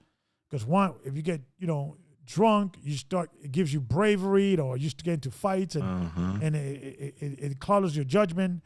And the other wise man said, well, no, the king is strongest. A king could declare war, could make peace, could kill people, can take over people's property and lands, and yada yada yada. And the Hebrew servant, some people say he was Daniel by a different name, but I believe he wasn't Daniel, it was someone else. I can't forget, Belteshazzar, I think his name, I forgot his name. He said, no, women are stronger than wine and stronger than the king. And what he did, he showed an example why he believed women are stronger than the king and wine, because he said, look at the king's concubine. Yeah. She's playing with the king's crown and put it in her head. And because she was so beautiful, he allowed her to do that. So it would put another man to death. Exactly. If a dude just walk up and take the crown, the Zuzabel, there you go. Zuzabel. Look at that story in the Apocrypha. And women, and that's why men always gotta be in a scenario that you only are as strong as your last victory. Don't put yourself in certain predicament. Avoid certain things. I tell brothers, listen. You say you're only as strong as your last victory? Yes. I like that. Meaning, I could give you an a hypothetical question. What would you do if you do this, that, and the other? And that hypothetical question is an experience that you never experienced before, right? What if you were stuck in a room with your best friend's wife and she's naked? What you would do? I would turn around. I would not see her. I would never disrespect my best friend, right? And in your mind, you believe you could do that. Yeah. But unless if you experienced that, you would not know what you would do. I think I would never do that. And I believe I could resist that. But you're only as good as your last victory. You're only as good as what you have done, what you know you have done. If that makes sense? Yeah. Being totally honest and not being dishonest at all. I think I could resist it. But I think at the end of the day, my mind will always be branded with, I saw my best friend's wife naked. Right. And I could possibly see her naked again. You know what I mean? Right. And what I'm saying is that I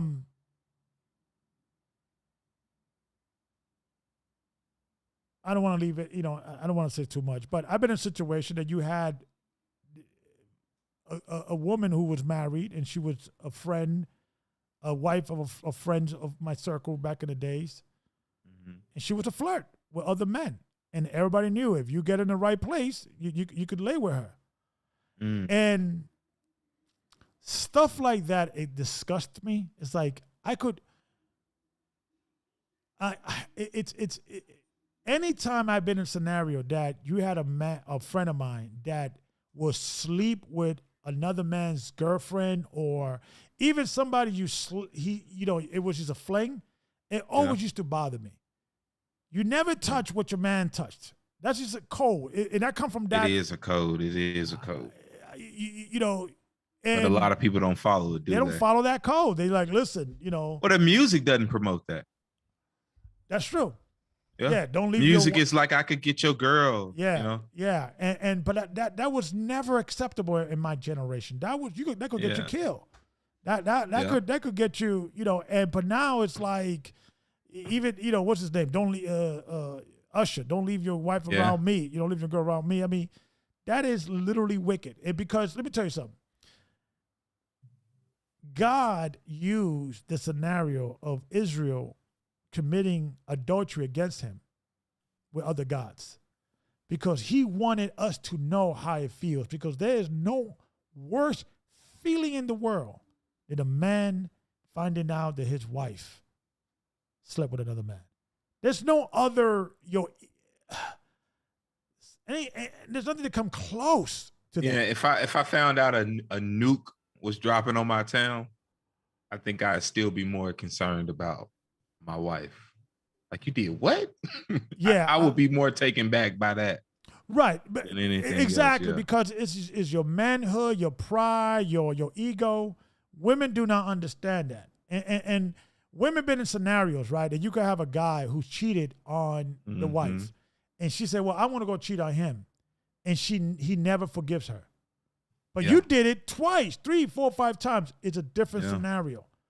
And that's why we have to go back to nature. We have to go back how God created us. We have to stop being ashamed about it. And I'm not saying you cannot forgive.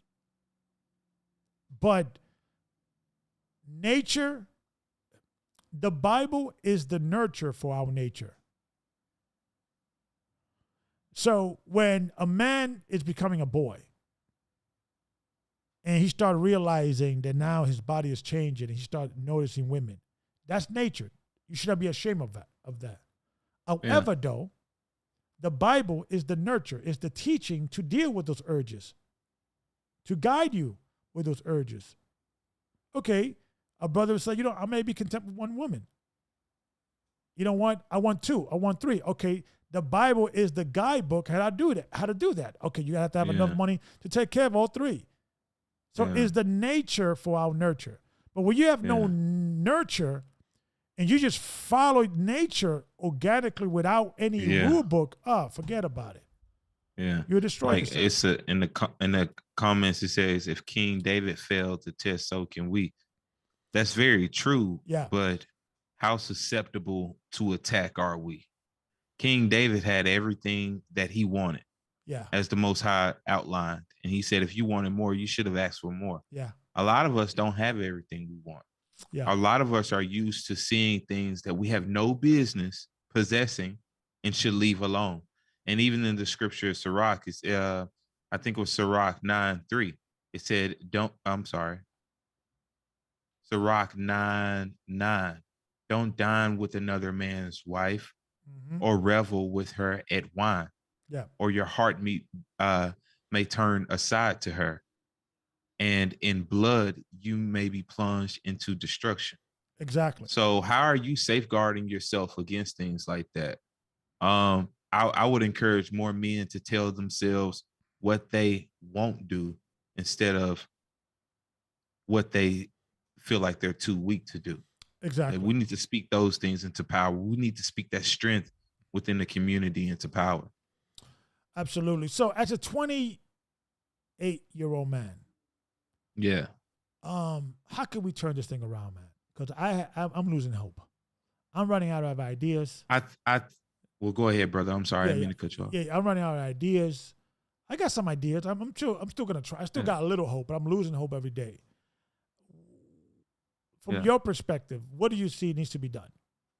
Number one, I believe in your intellect. So I think you might be short on ideas right now, but I know they're going to continue to come to, and hopefully we can work together so you can pass that knowledge along to me as I continue to find ideas myself. But what I think we should do is, I know we hear a lot, stop talking about it, be about it. Yeah. But we really need to be about the things that we hear. It was brothers like yourself that changed my life around. In 2019, I thought I was going to sign to a record label. Wow. Okay. You know, I never saw the reality that we see today. I always had my quote unquote conspiracy theories, but I thought they were just that. I didn't know how they tied into biblically. I didn't know the examples, all of the examples that I know now. I wasn't surrounded by brothers like yourself, you know, like New Breed or brothers I fellowship with. But I really feel like it's time for us to hear the message and then proceed in action. Yeah. Until the next time that we can meet up with a fellow or like mind, speak about the message, and then together unify and proceed in action. Yeah. I think that's the number one fix. Yeah. And the older I get, the more I understand when Christ was saying that if your eye offend you, cut it off. If your arm offend you, cut it off. And what I think what he meant with that is that it's almost impossible. Yeah.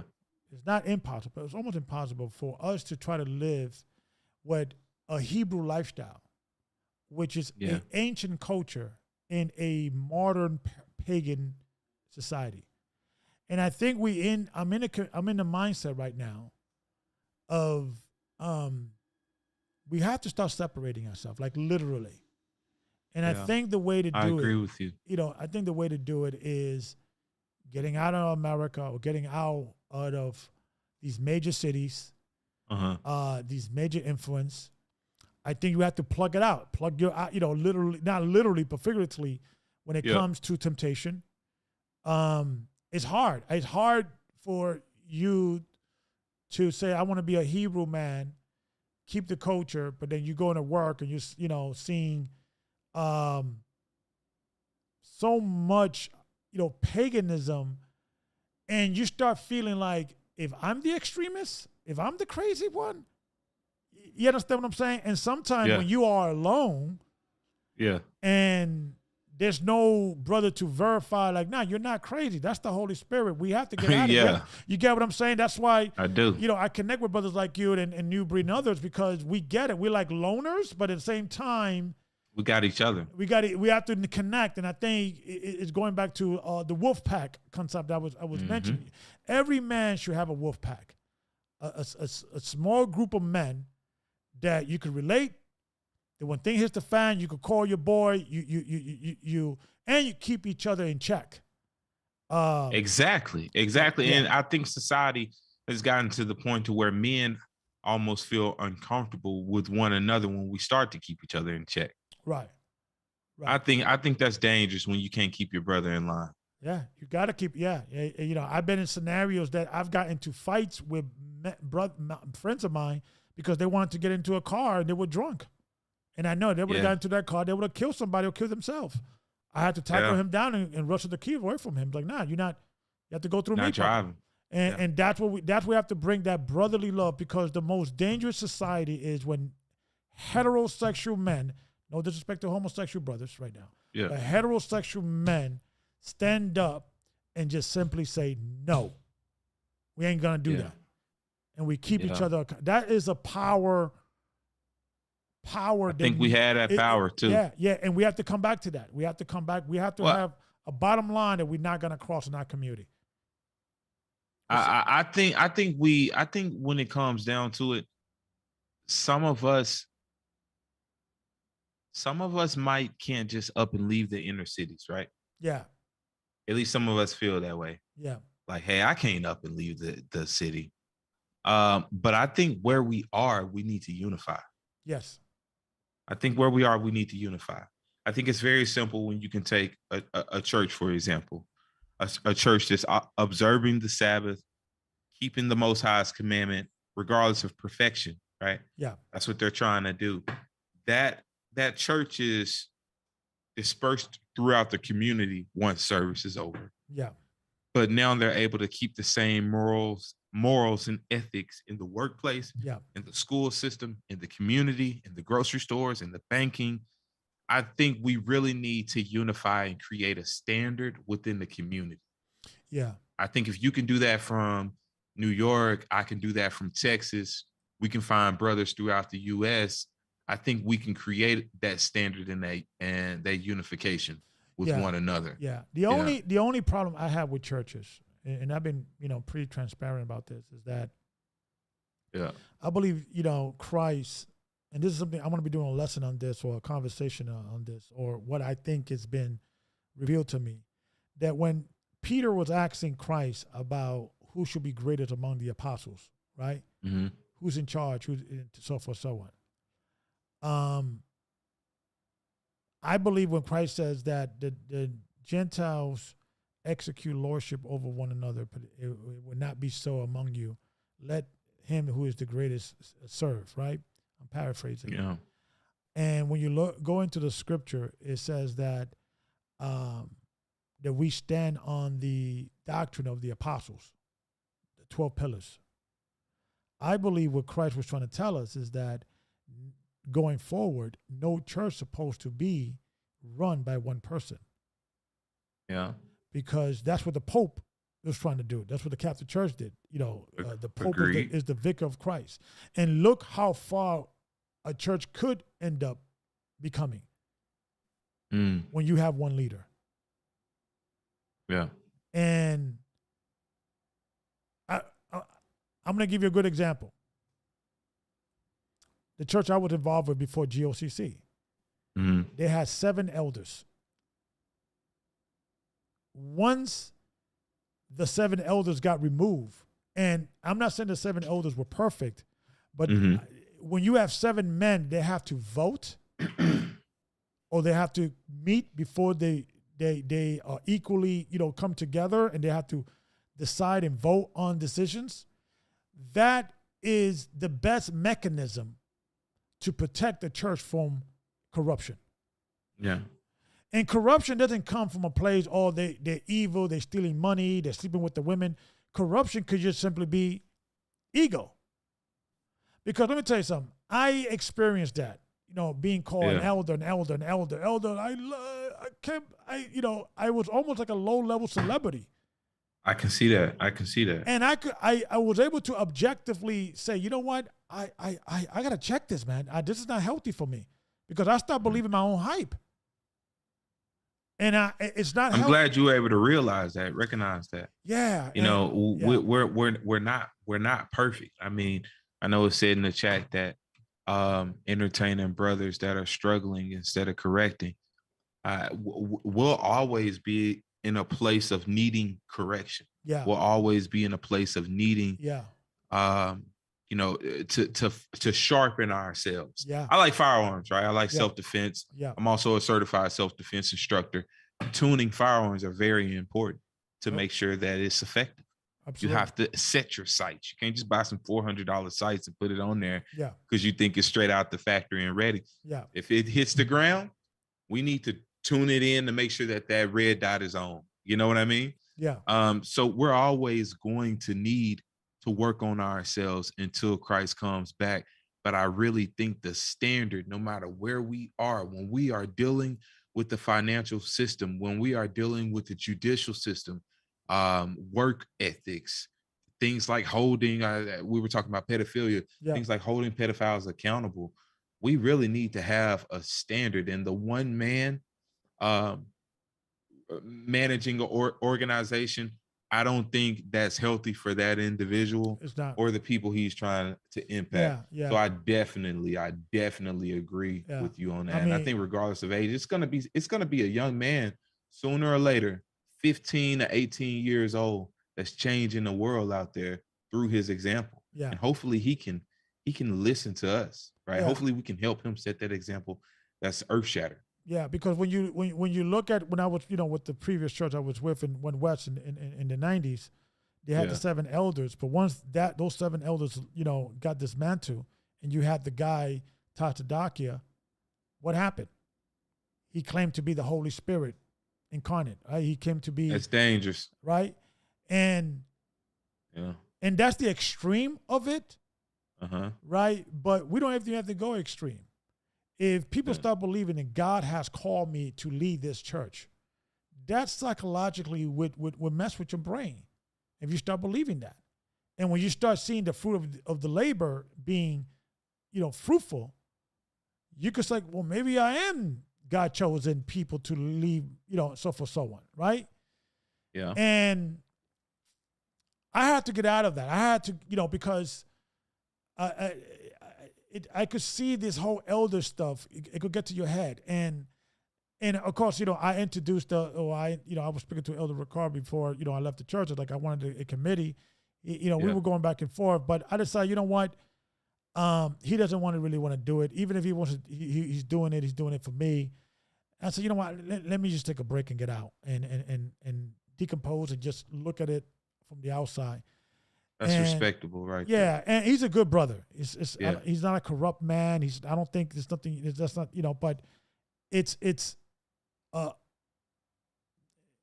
I think Christ was telling the church when Peter asked him that question that it's supposed to be 12 apostles, and I believe, or 12 leaders in every church, because symbolically, since we are standing on the 12 pillars of the apostles, and the doctrine and the apostles' doctrine.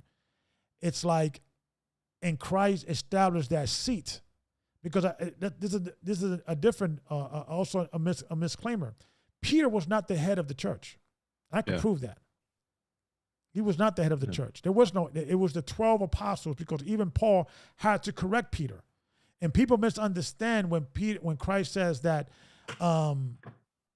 when Peter told Christ, you are the Messiah, or you're the Son of God, and said, oh, Peter, no flesh has revealed this but the Father. And he says that you are Peter, and on that rock, the church will stand. He didn't say you. He said on that rock. What is the rock he was talking about?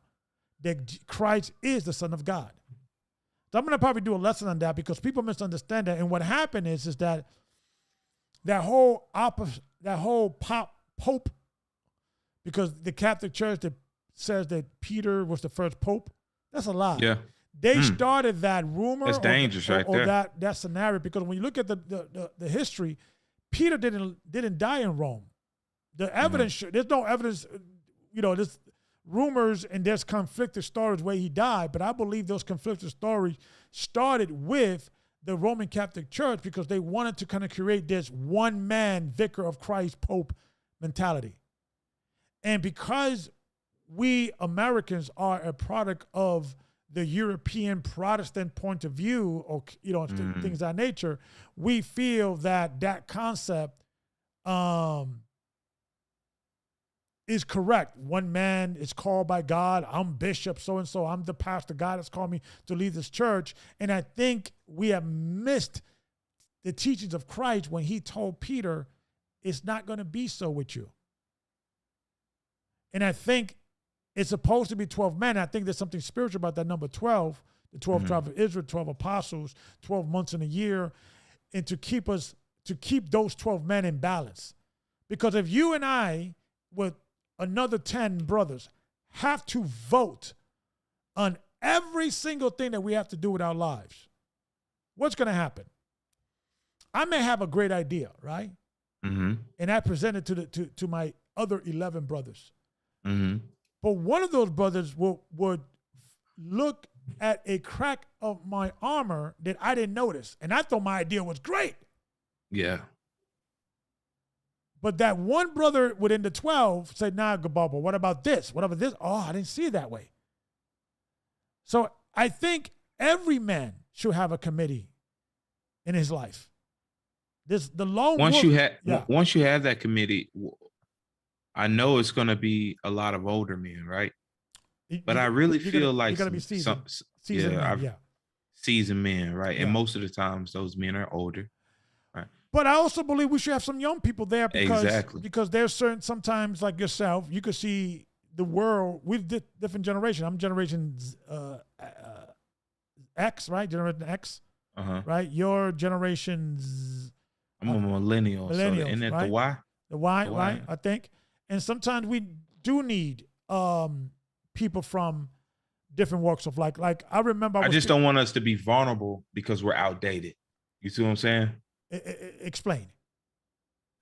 Well, I do a lot of geopolitical research, right? So not only national, but I like to look at what's going on a global scale. A lot of African citizens, Africa has the highest population under the age of 21 currently, right? And expected throughout 2050.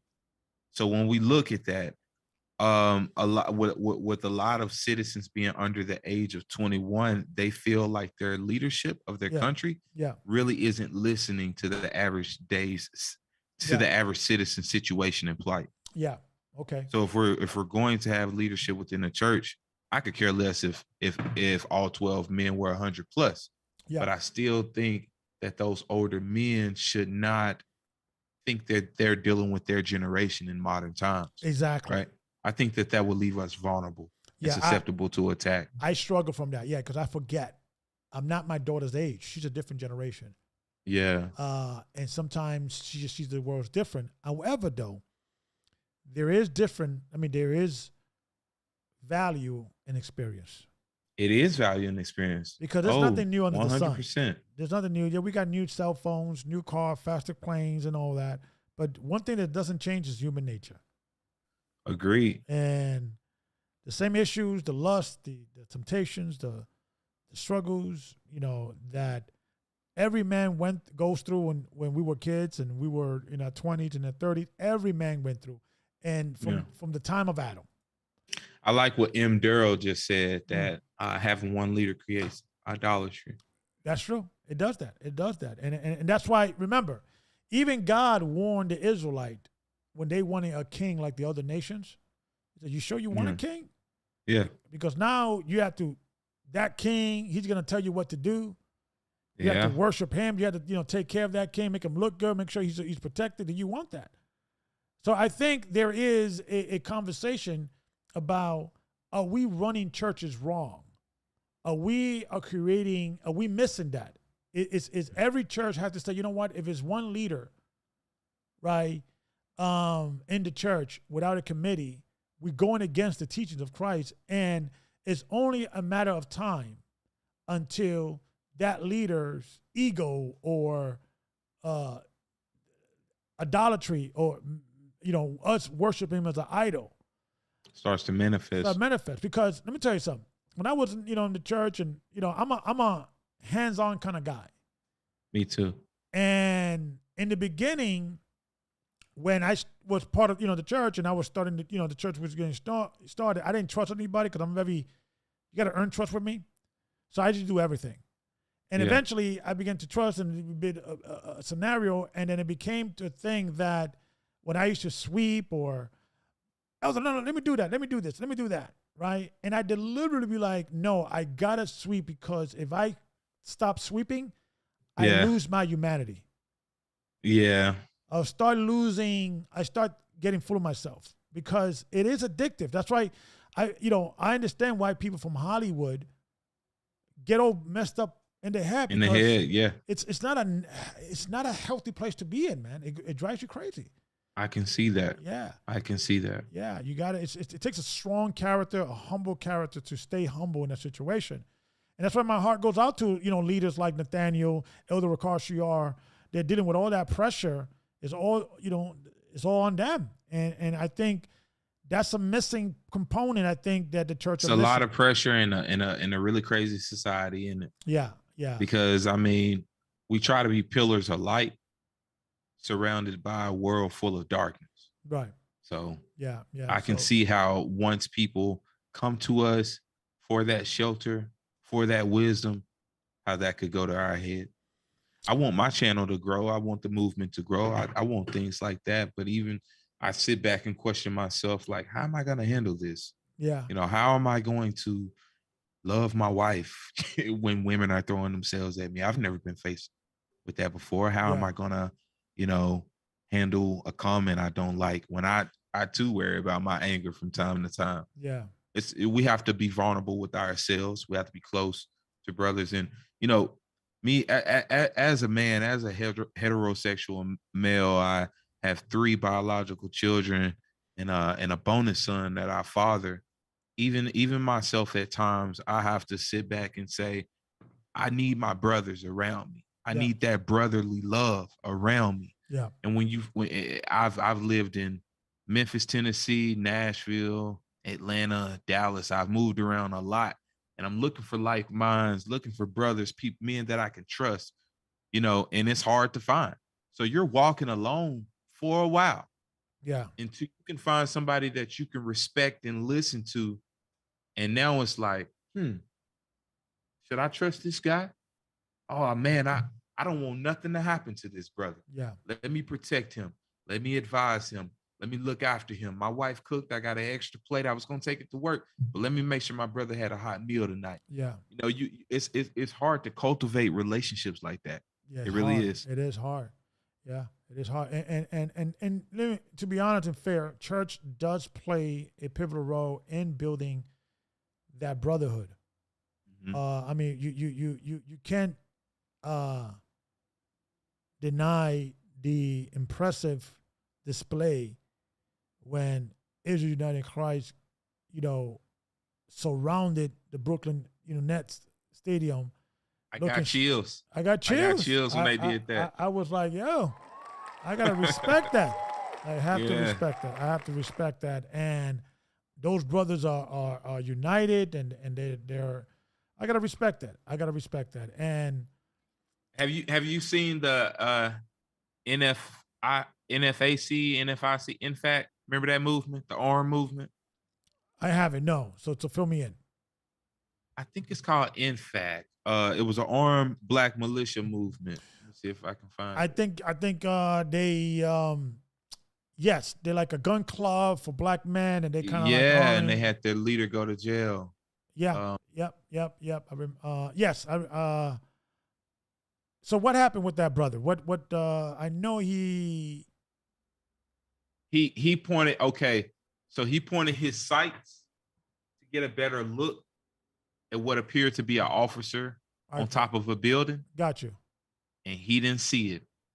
And as soon as he put his sights on that guy, he was classified as pointing a deadly weapon at law enforcement. Got you. And they put him in jail for it, which is very sad. But the reason why I pointed this out is, though both groups were organized, this group here, I mean, they were cursing people out that was driving by them. Yeah, white boy, keep walking, whatever. Yeah.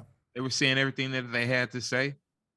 But the plight and what they were trying to represent, I had respect for it. But when I saw those brothers from, what is it, IUIC? Yeah. Is that how I say it? Yeah. When I saw those brothers from IUIC, I had respect for them. They didn't say anything from what I saw. They didn't say anything vulgar, anything offensive. I didn't see anyone holding a firearm. I didn't see anyone covering their face. Yeah. And regardless of if a person agrees or disagrees, what we all can agree on is those brothers had a lot of discipline. And I think it's because they had brotherly love and wanting to make sure each man was protected. I believe that's why they had so much discipline. Well, when you look at, Nathaniel, he was part of the, Israel United, not Israel United, excuse me, IUCPK back in the day. I mean, we all used to be in the same class. Nathaniel, Hashar, Danya Allah. I was a kid just in the back somewhere, but I seen these brothers before they broke away from these other camps, right? General Yohana, they were all under one scenario. And that church, it had the potential to be great, but it wasn't meant to be. And one of the things that they had, it was discipline. And that's one thing that Nathaniel, he got that from that, that school of discipline. Yeah. And that's one thing I have to tell and commend that school. The women were in order. Women, when it says let your women remain silent in the churches, I never heard in 9 years I was with the church, one peep at a woman ever.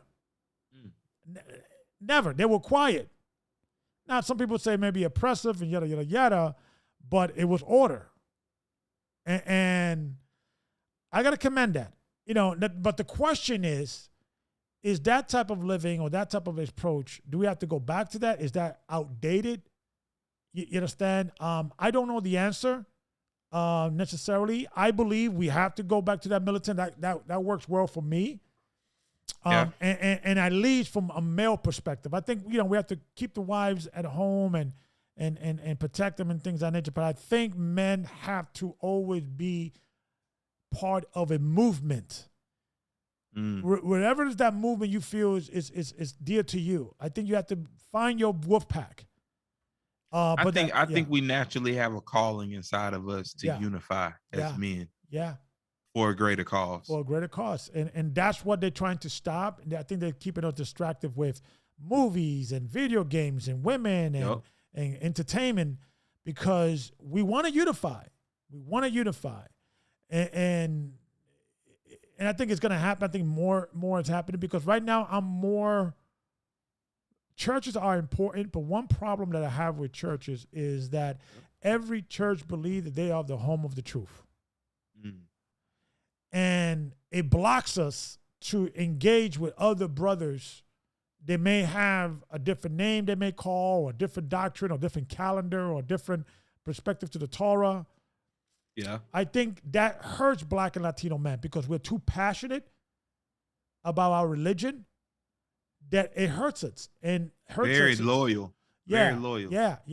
I mean, like I would love to see all the Israelite leaders to sit down with one and come up with some codified system.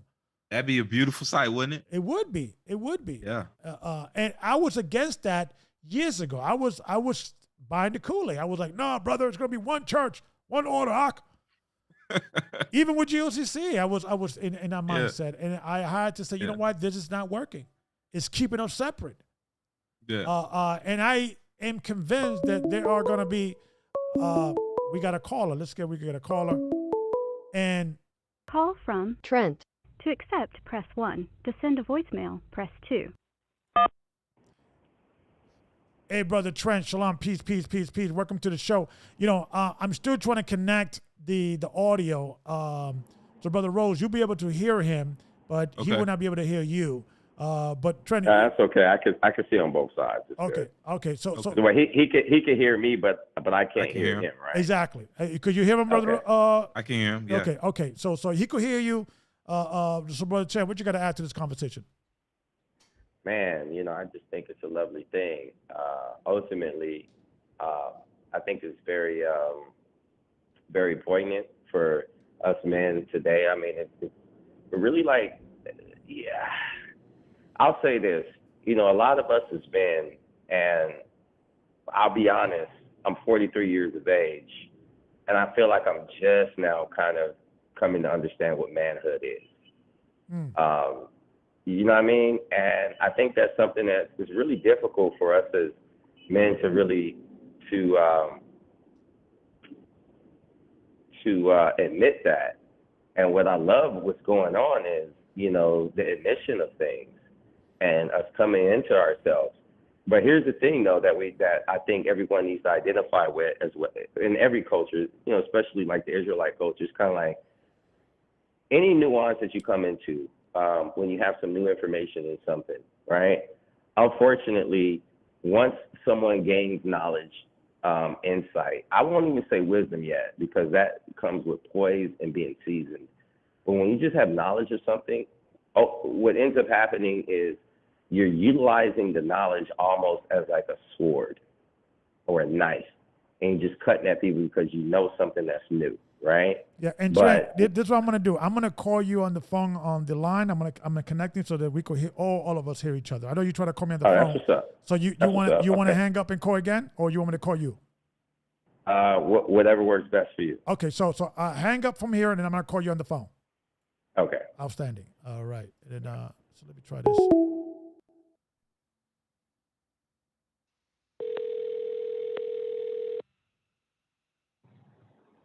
Hello. Okay, shalom. Okay, Brother Rose, could you I think you should be able to hear all of us hear each other. I can hear him. Okay, and what's going on, Trent? Can you hear me? Yeah. Let the brother brother. say something. Do a test real quick so I can hear him. Do another test, Brother Rose. Can you hear me, Trent?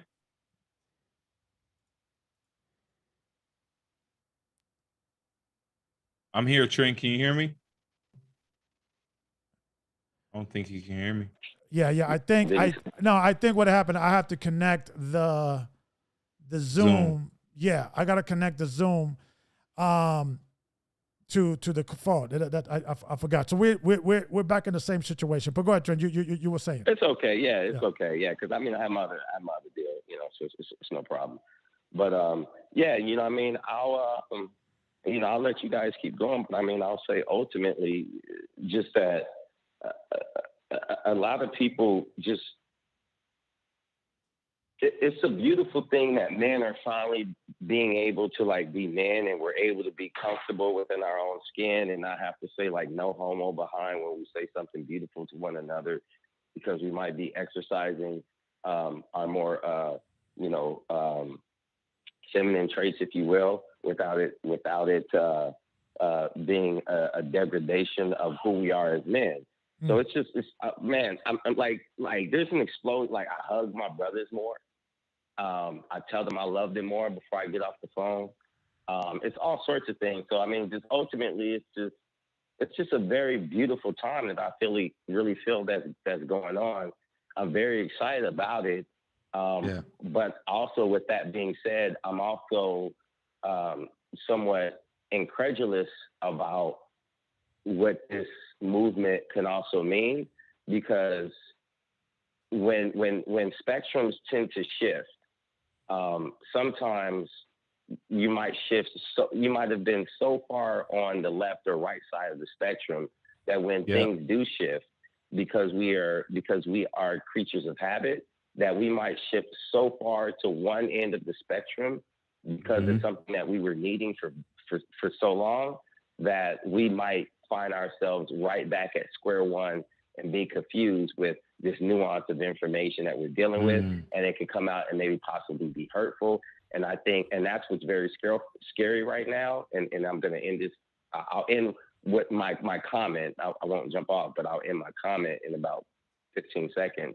And that is, the scary thing that I'm seeing that's happening is, with all the nuance of information that is happening on both sides of the spectrum with both genders, is it's seeming that we're fighting against one another, male, females, because of the nature that we're newly, finely tuning, that we're becoming enemies versus working together, if that makes sense. Yeah, there's a growing, you know, especially before Ye was, you know, the talk of the town and Kyrie Irving. What was out there in the stratosphere is, you know, what's wrong with women and the relationship and women out of control and and they are. We have to talk about that, but it became so deep. You know, I started to notice, even myself began to like resent women and have like short temper, even with just you know, like a stereotype, like, oh, you know, women are just, you know, this, that, and the other. And I had to take a back step, and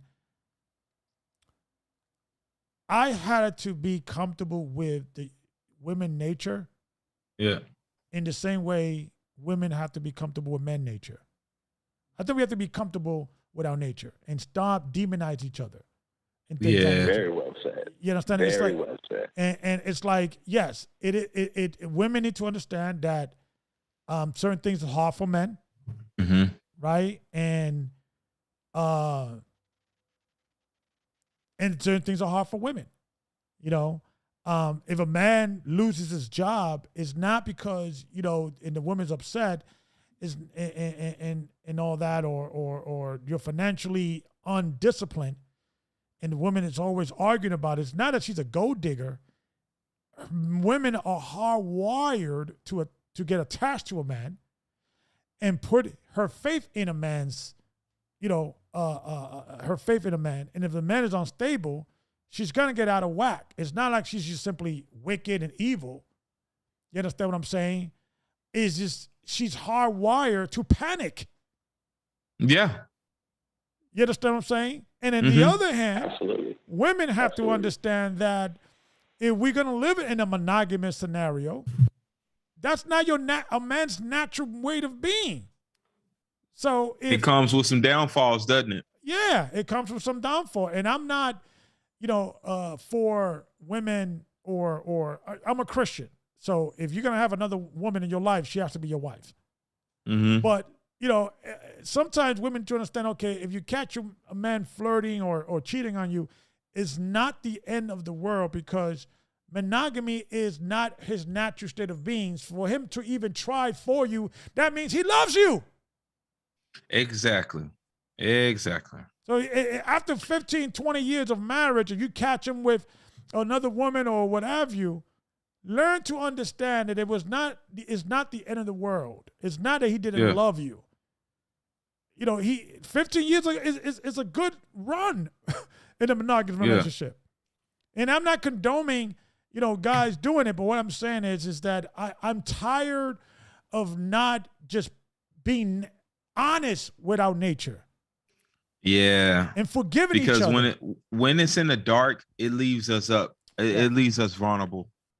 It really leaves us vulnerable. Yeah. It leaves our wives vulnerable. I mean, how many women have told us that, oh, he gave me an STD? Exactly. Because he went out there and cheated. Right. And that's why men have to be honest with themselves. I think. Can I show something? Yeah, absolutely. On my screen? Absolutely. And Brother Trent, I know you cannot hear that. I you know, Trent, do this, man. Call on the other phone. I'm going to do the Zoom thing, and then you'll be able to hear the brother as well. So if you don't mind, call the other phone. I'm going to do the Zoom, and then you'll be able to link up. Fair enough? Okay. You want me to call your other phone? Yeah. The 450 2013, and I'm going to try to do the Zoom thing, and then you can call me back on that. Okay. All right. Very good. Go ahead, Brother Ross. You were saying. Well, the brother made a really good comment when he said, you know, we're at a point of our lives where we're able to display the brotherly love that we have with one another. Yeah. I'm a little old school. I like the war films. I love the good war films, the guys stuck in the trenches. Yeah. 3 guys like, we're going to make it home, boys. We're going to get out of here. I like that. Yeah. So because of the brotherly love. So it's good to see us continue to cultivate brotherly love. I'm gonna share my screen real quick. I want to show you something. Please do. And Trent, Trent, just hold on. I'm gonna call you right back. Let me just set up the Zoom. But go ahead. I was working with the youth center in Dallas, Texas, a youth drop-in center. I said it was 18 to 23. I made a mistake. It was 14 to 21. But these young men right here, I took them to get their haircuts. And they're like my brothers. I mean, we worked on a resume together. We worked on resumes for everyone.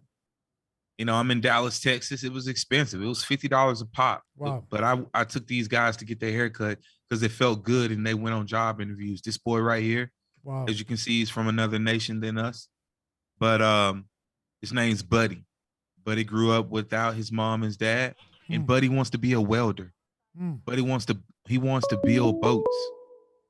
So it's so much opportunity within the community. Trent to accept. Wait, hold up. Go ahead. Trent, I'm gonna call you right back. Just hold tight, Trent. Go ahead, brother.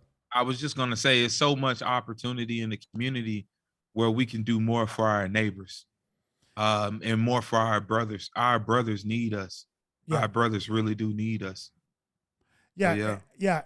And these are the type of things, is these grassroots type of scenario that we need to start doing. You know, we can march and demand the government to do this and do that, but we don't need the government. We could do it ourselves. And it's more more satisfying when you're doing it on your own. Exactly. You know, and you're not asking for the government for handouts. So hold on. Okay, hold on, Trent. I'm gonna call you right back. Let me call you right. Let me set up the Zoom and I'll call you right back. Give me about 5 minutes, I'll call you right back. Okay. All right, hold on. So go ahead. You were saying, so what do you give haircuts to brothers in the inner city to get them ready for work? No, I wish, but I just took some young men to get their haircuts. Okay. We were talking about the importance of grooming. Okay. We were talking about the importance of presentation. Yep. We worked on their resumes, and for the men that really paid attention to what we were doing through the mock interviews and the resumes, I took them out for a treat to get their haircuts, just to step outside the homeless shelter for a moment and feel like somebody was prioritizing them. So it was just fun too. And that's profound, because let me tell you something. Presentation is so important, because those boys look good, didn't they? They look good. But let me give you a story. I had a friend, a young man I was trying to help, and he was always complaining that cops used to stop him when he used to walk in the streets, because he used to work for a well, hold on. Let me just enter this meeting real quick. Yeah, take your time. Take your time. Because I'm trying to multitask. Okay. All right. Let me see if I... Okay. I'm on the waiting list. Trent, I'm calling you now.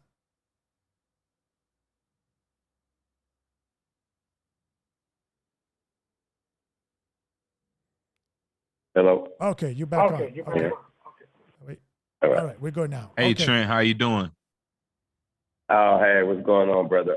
Black Honor Movement. Is that how I should address you?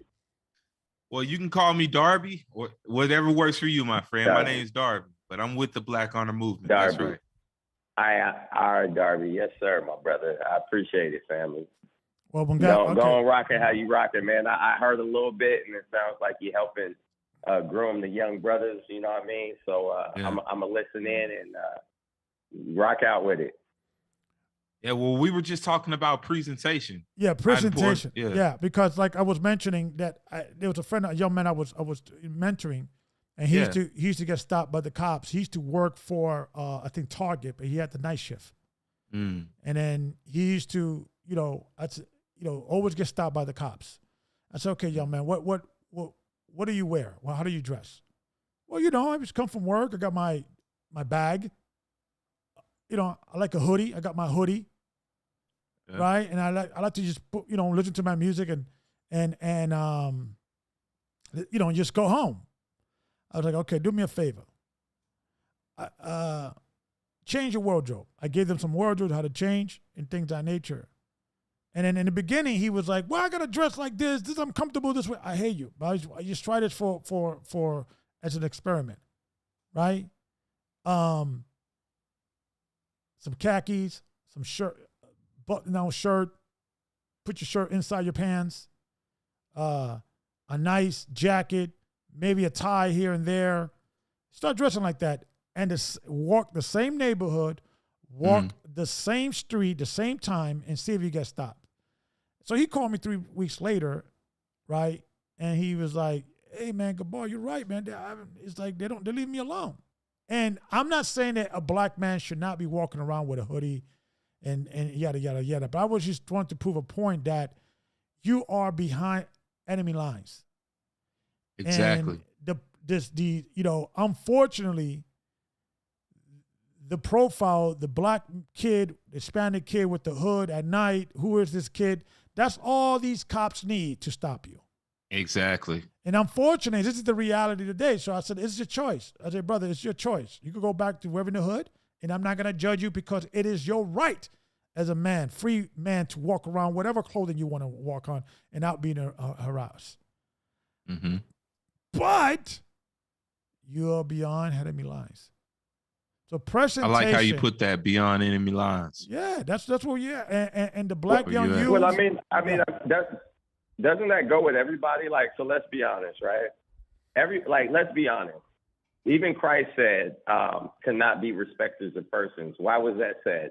Let's really, if that's the thing, when it comes to life, everyone judges everybody. We act like we don't, but we do. If it was a white boy that was coming down the street, tattoos, nose earrings, this whole new cattle thing between the freaking nostrils, you feel me? Yeah. And he had a hoodie on with a hat on, bro. You're not going to cross the street. I am, because I don't want to have no funk. It doesn't matter. It could be an Indian guy. It could be a white guy. It could be an Asian guy. Yeah. Bro, I got some Vietnamese homeboys, bro, from back in the day that have been wild. I'm gonna let y'all speak on that because I think it's it's less judgment and more discernment, right? So we have discernment with one another. Yeah. Well said. But what we're seeing in the community, Gabar, what you told that man was a form of protection. You protected his life just by telling him to prioritize his appearance. Yeah. Right? Yeah. Could have been the wrong time he pulled his cell phone out. That brother wouldn't even be here with us. Right. Just because of a hoodie? Come on. So hoodie, yeah. And this is the times we're living in. And it's sad, but let's be honest. I'm going to ask both of you guys this question. If you're walking at night, 12 o'clock, coming home from somewhere, and you see a group of brothers with hoods in the corner, will you cross the street? If I saw a brother, well, I was in New York, Gabar. I was in New York in February. Okay.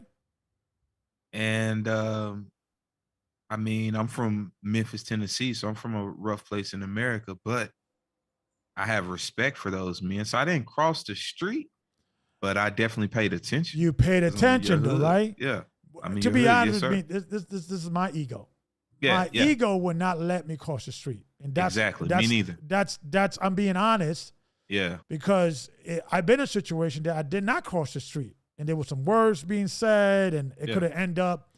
You get what I'm saying? And there's sometimes that I did not cross the street, nothing happened. I misjudge, right? But we judge a book by its cover all the time. To deny that is we're kidding ourselves and we're lying to ourselves. Exactly. Yeah. We might be a little bit more extreme with our views, just being in denial by not even just being honest with ourselves. So I can appreciate that. Yeah, and because we come from go ahead, Trent. Well, I was gonna say you're supposed to judge a book by its cover because who you are. Let's be honest. Come on, man. When you really know who you are, come on. When you know who you are gonna be that rendition of that man who you know who you are. Unfortunately, most people, most men, women, all people across all color lines are not themselves. Yeah. Henry David Thoreau said most men live their lives in quiet desperation. He should have thrown in there / women also. Yeah. That's why the green hair, the eyelashes. Come on, fam. Well, I have 4 kids. Guys with tattoos. Yeah, I have 4 kids, so I have to have a little bit discernment when I go outside, just to make it home to my family, right? Yeah. Yeah, you have to have I think you should have absolute discernment. Yeah. Like really. Like I think seriously. Like the way that you're dressed right now, I'm looking at you on the podcast. Listen, if you know, in a business setting, in a business environment, I gotta sit down with you. Or even if it's like, hey man, there's this guy, he wants to meet with you. The way that you look right now, I'm like, oh, okay, the brother seems like he has some sense or whatever. But if you showed up in some chucks, man, some khakis, bro, and a hoodie on, and you know, and a fitted New York cap, bro, I'm not gonna take you seriously. Exactly. You understand what I'm saying? Yeah. And that's a challenge, that balance, right? Because sometimes people are successful. Russell Simmons is a good example. You know, he never wore a suit, but it worked for him, right? Russell Simmons always dressed down, and you know, but it doesn't work for everybody. I don't think it works for everybody. I think, you know, when you are not Russell Simmons, when you're not, you don't have that luxury. You gotta dress right and act right and be right, and we have to stop with this nonsense of like, oh, you gotta act white. No, we were the royal families of England. We were the black monarchs, and before they took over our scenario. I got receipts for that too. You know, King James, you know, all the great black monarchs in England will look down on the ghetto today. Exactly. So they wouldn't want any part of it. Yeah, it's not about. Go ahead. Even when we look at our neighboring communities, when we look at the Canaanite nations, when we look at African communities, they oftentimes don't want anything to do with the unlearned African American man of America today. Yeah. And it's not always color. It's culture. It's culture. I like that. Yep. It's culture, not color sometimes. Yeah, that should be a t-shirt, right? It's not always color, it's culture. Can I share some things with you that I'm trying to form for the Black Honor Movement? Please, what we want to advocate for? Please. Okay. And Brother Terrell, please let me know what you think about this too. We want to advocate for the Bible back in prayer, back in schools. Want to advocate for more biblical moral standards within the community, learned and unlearned. Advocate for the nuclear Black family stand together. Hopefully we can build some programs around that. Also advocate for well-rounded men to have more conversations about community accountability for male and female. Also, we want to start our own alternative Black media. Maybe we could do a merging and acquisition of a smaller social media site like Rumble or something like that. Maybe Black leaders in the community we can rally behind those men to acquire and purchase alternative Black media. Also, pro-community building and binding talents, pro-homesteading, because we see that our farmers are under scrutiny and attack in America, especially the Black ones and Latino ones. Equality through competitive advantages released back to our community with the power to protect it. Black equity over interracial / international equality. Black equity over equality with other nations. Less government / liberal oversight in disciplining our children. We're against gentrification, against dispensaries and drug dealing / sorcery. We want a pro-right to travel regardless of medical procedures. We want a pro-right to assembly regardless of medical procedures.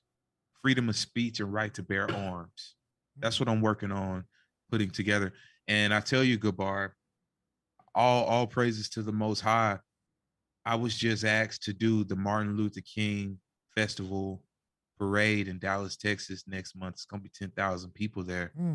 I wrote a speech out today, and I really don't even know what to say. But again, I'm going to be advocating for our community sticking together. And I wish it was more brothers around Kanye West and Kyrie Irving to protect them before they spoke publicly like I'm about to do, because I can only imagine what those brothers have had to deal with in forming the right words to tell people.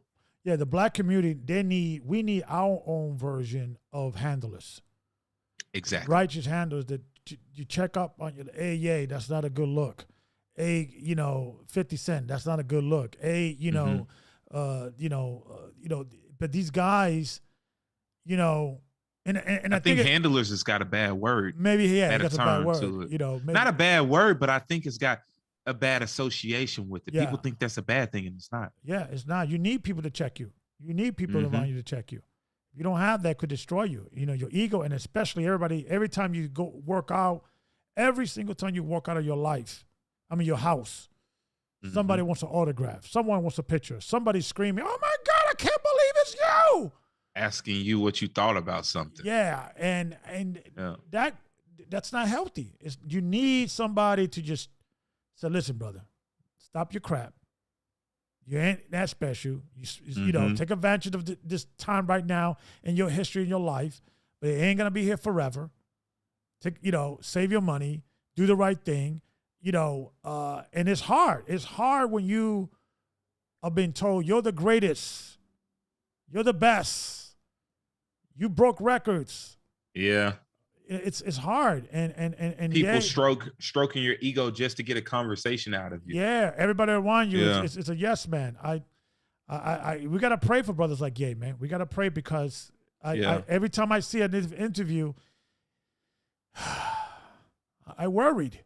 It's cringe. It's starting to be cringe. Yeah, yeah, yeah. I don't know. It's just.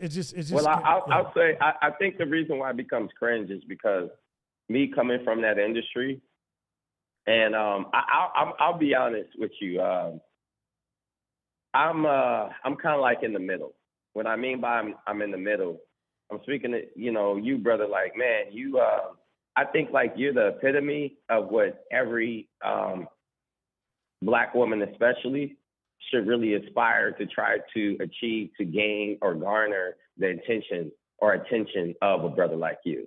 But unfortunately, they try to gain or garner the attention of brothers like myself, or they want a Tupac type dude, or they want a Nipsey Hussle, rest in peace. You know what I mean, right? I think we're making quote unquote great men that are great urban men not truly great, because we're basing all of our tonalities off of the physicality, off of the outward, right? Yeah. Am I making sense here? Yeah. The carnal. You know what I mean? Yeah. Like, absolutely carnal. It's like, you don't know when you see like a good brother, like, okay, he might not walk with a dip. You feel me? He might not walk like old dog and menace to society. You feel me? Like, but these are, you understand what I'm saying? And so what's happening is like, it's an over sensationalizing of what male masculinity should be on a Black manosphere, if you will. However, it's like, well, like, why do good guys finish last? Like, can we have that conversation? Yeah. Yeah. Well, let me Like, ask, what's the problem with being good? Yeah. Well, let me ask you guys this question, right?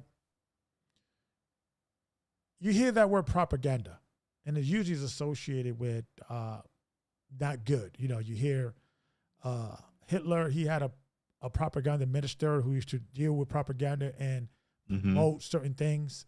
CIA came up with propaganda to change women's minds and or make it okay to be loose with sex and conservative becoming a thing that's bad and being free to do whatever you want is good, or what have you.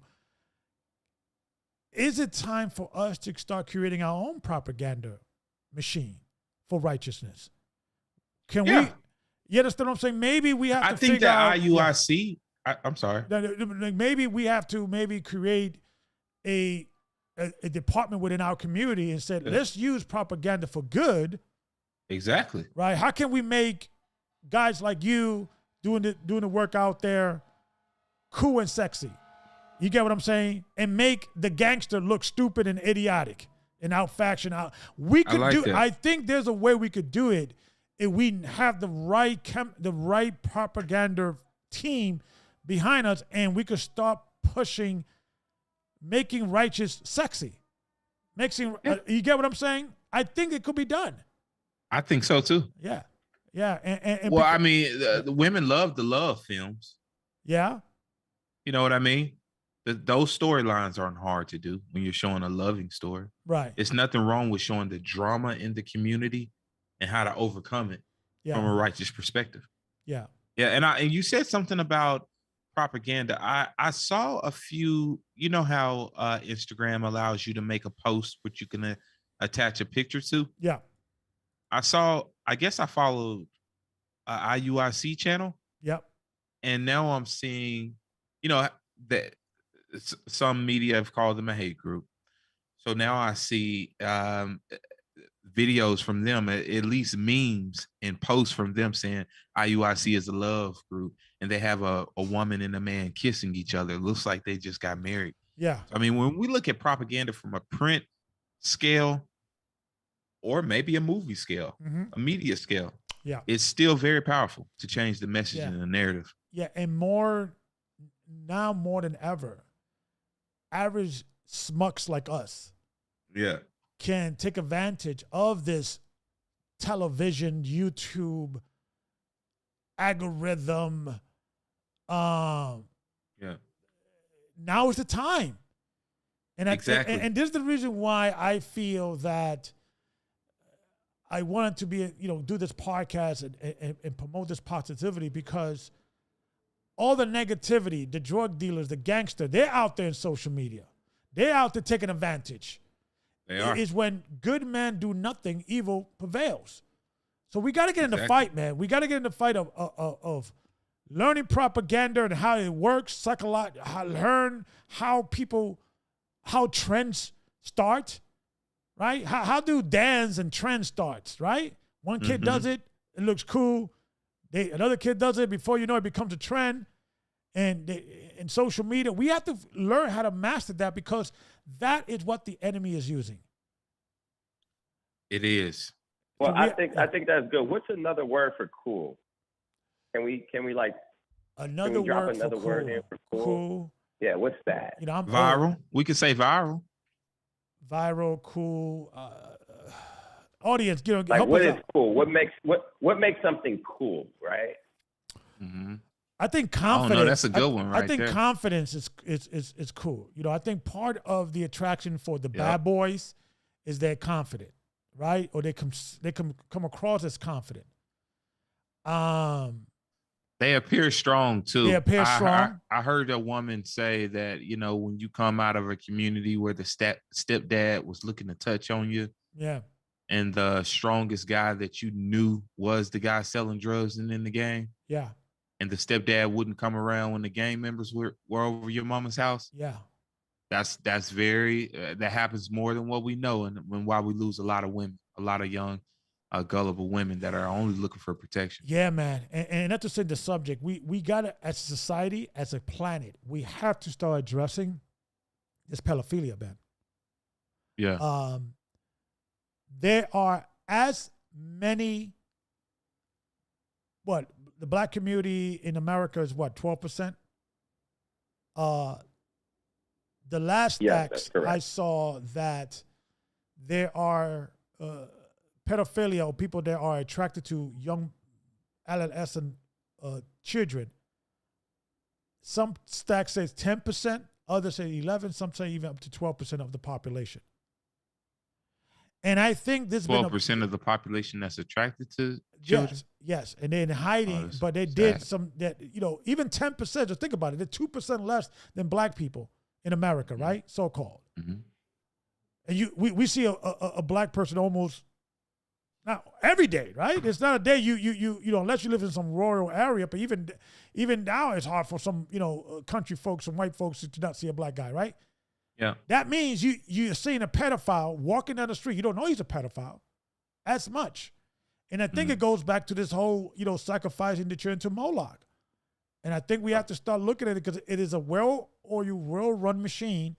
And not only it's the pedophile is the problem, but people making money feeding this habit or this addiction or this desire of pedophile. There are people in countries selling kids. They're not pedophiles, but they know there is a market in selling kids to pedophile.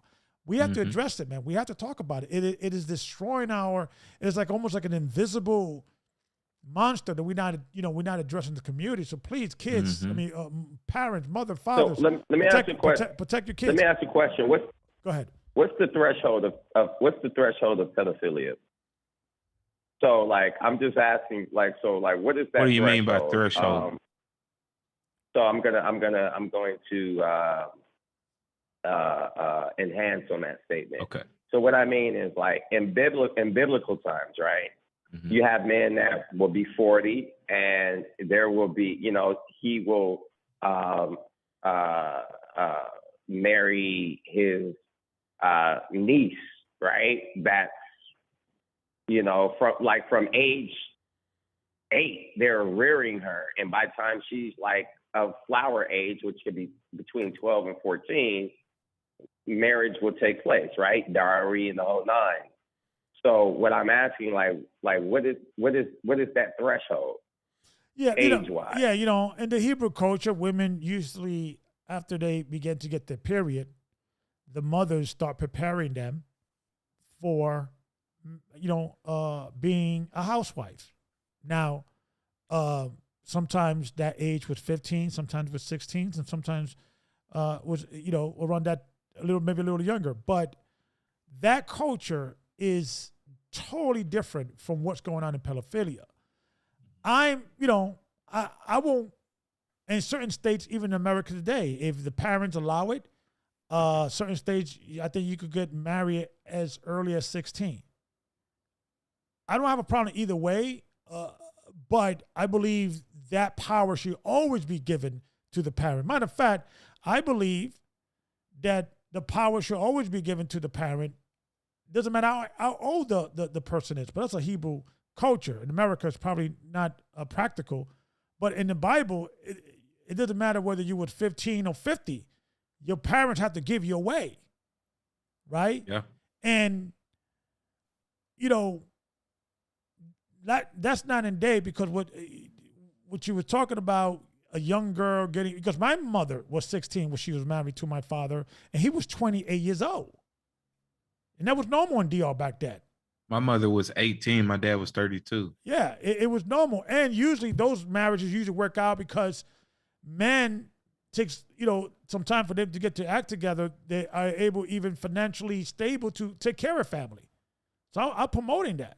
Right. So it's not in day. What we're talking about is introducing sex to a minor before they even get their period in a perverted, demonic way. It's not in day. It's you understand what I'm saying? And sometimes people that are pedophile, they will use the fact that Mary, the mother of Christ, got, the legend is she was like 15, and Joseph was probably an older man, maybe in his late 30s, maybe even early 40s. We don't know. Maybe early 20s. We don't know. Or you have different coaches like, well, they do it, but what you're doing is not what they're doing. What you're doing is raping these kids. You're not going to the Father. You're not having a wedding. You're not blessing it under the hedges of God. What you're doing, you're serving. You're presenting that child into Moloch. Mm-hmm. Because that was. But I'll go. Yeah, I'll go one step further, and I'll say this: like, if you are not, I'm really coming to really kind of deduce something as us as human beings, and I'm really kind of starting to understand that there literally is there's a mechanism behind us as human beings, as a clock works. Like, there's a textbook behind how we as human being works, which even why, like, I'll say case in point. You can cry over a movie, right? Although that that movie is fictitious, the brain is unable to decipher between reality and fiction. Yeah. Y'all follow? Mm-hmm. Yes. Yeah. Okay. All right. So I'll even go one step further, because I was going to say unfortunately, but I'm not going to say unfortunately, because I've literally played the game of the book of Ecclesiastes in the canonical Bible, not Ecclesiasticus and the Apocrypha, but Ecclesiastes, which is the game of Solomon, right? All things underneath the sun. What was this? Help me out with this, fellas. The book of it. Come on, Gabar. Nothing's There's new nothing under new the under sun. the sun. Nothing is new underneath the sun. Yeah. Right. Yeah. Okay. Okay. All right. And so he literally, Solomon gave himself to everything, right? Everything carnal as well as everything spiritual. So what I'm saying, there's this phrase I used to tell one of my homeboys back in the day from Harlem. He was a Harlem dude or whatever. And I said, man, if you're not careful and if you don't stand guard at your mind, right? The renewing of the mind, if you don't stand guard at your mind, you'll end up doing things that you never thought you would do when you were a youngster. You might be walking down the boulevard, man, with straight out whatever effeminate garment on, with a flag. You see what I'm saying? So one thing that I've been able to really, really absolutely deduce is we have to really, really, really absolutely be careful, absolutely be mindful of what it is that we're doing from day to day. We cannot allow for our subconscious to run us outside of morals, principles, standards, values. Because once we do, we'll find ourselves doing things that we never thought we would do in a million years, straight out. So I'm saying this, as we're speaking amongst men, as well as the audience that's listening in, the only way is we're going to have to utilize ourselves as almost like an algorithm, if you will. Understanding that if we do not absolutely 100% take absolute accountability for ourselves and stay on top of ourselves, I believe in a righteous spiritual manner, you'll be extremely surprised of what one might be engaged in from day to day, even if it starts out with fetishes and those fetishes turn into realities. So, I mean, that might be a side note, but I'm saying these things, you know what I mean? I'm saying these things because, Gabar, and I'll even tell the audience, maybe some of the audience will know, I've literally done things that I never thought in a million years I would do when leaving the Most High God, when abandoning the righteousness, the morals, the principleness, the values that I was raised on. So have a lot of Israelites. Come to think about it, I was doing some research on why at all would Israelites think to offer their children, well, the ones that did offer their children to Moloch. And it was one scripture that it said, what shall I give for my transgression? Shall I give my child? I think that was one scripture that a lot of that pointed out kind of the mindset. I think it was in 2 Kings. Yeah. That some of those brothers were thinking when they were doing those heinous acts. So when we remove the Most High from our lives, any of us can do something that we never thought we do. Yeah, you can never underestimate your flesh and how crazy it is and retarded and illogical and lustful it is. And that's why you got to make sure that your environment is, and I know it's hard because this country is becoming slowly Sodom and Gomorrah in our very eyes. Like I literally feel like we are the last generation of some normal of normalcy. I don't think America is getting better. I don't think it's getting worse. And I think every time we hear or we see certain things of, it's just hope, Trump, the next president, maybe he could turn this around or look, he's waking up. I think it's just like us desperately looking for some hope, but it's over for America. And it's time for us to just gather our wolf pack with our friends and family, get a close, tight group of brothers that will die for each other, that stand for righteousness and could check each other and just let this thing all burn. And like I said, I'm a 50-year-old man. And get out the way of letting it burn. Get Stop out trying the to way. save it. Yeah. I think we all got to be like Noah's and you just try to get as much people in the boat. But this ship is sinking. It's over. Sinking. It was Micah 6:7. It said, will the Lord be pleased with thousands of rams, or with 10,000s of rivers of oil? Shall I give my firstborn for my transgressions, the fruit of my body for sin of my soul? So when we look at sisters today, I just did a video on this. When we look at sisters today, what are they sacrificing to obtain a future? Yeah. Their own flesh and blood? Are they maybe they had a child out of wedlock? You know, we can look at the scripture. Shall I give my child for my transgression? Shall I abort my child for having a baby that I don't desire? Yeah. And mothers, fathers, but mothers, do not underestimate how, I'm going to just say, I'm going to be raw. Yeah. How your little cute 15-year-old, 14-year-old, 13-year-old little girl, how horny and bothered she will get. I'm telling you, is a lot of these times in these schools is the little girls engaging in these sex acts. The boys, they don't have game like that. A lot of them. So a lot of people think it's the boys. Yeah, it's the boys are the predators and taking advantage of these girls. Mothers, stop the cap. Pay attention. Because you was that horny little girl when we was in and you was in high school. So you think things have changed? So we have to protect these girls from themselves. Yeah, I was shown porn by a girl. I was like 8 years old, 9 years old, and she was the same. And as an adult man, I know that she just stumbled across her dad's computer at the wrong time. Yeah. But we were kids, and she showed me a screen, and it changed my life. But it wasn't two guys sitting up as children looking at something. It was a young lady that showed me. Yeah. And a lot of these women, especially women, they think, oh, my little angel, she won't do that. Okay. So she does. Well, I mean, it's the very ones. It's the very ones because men are visual.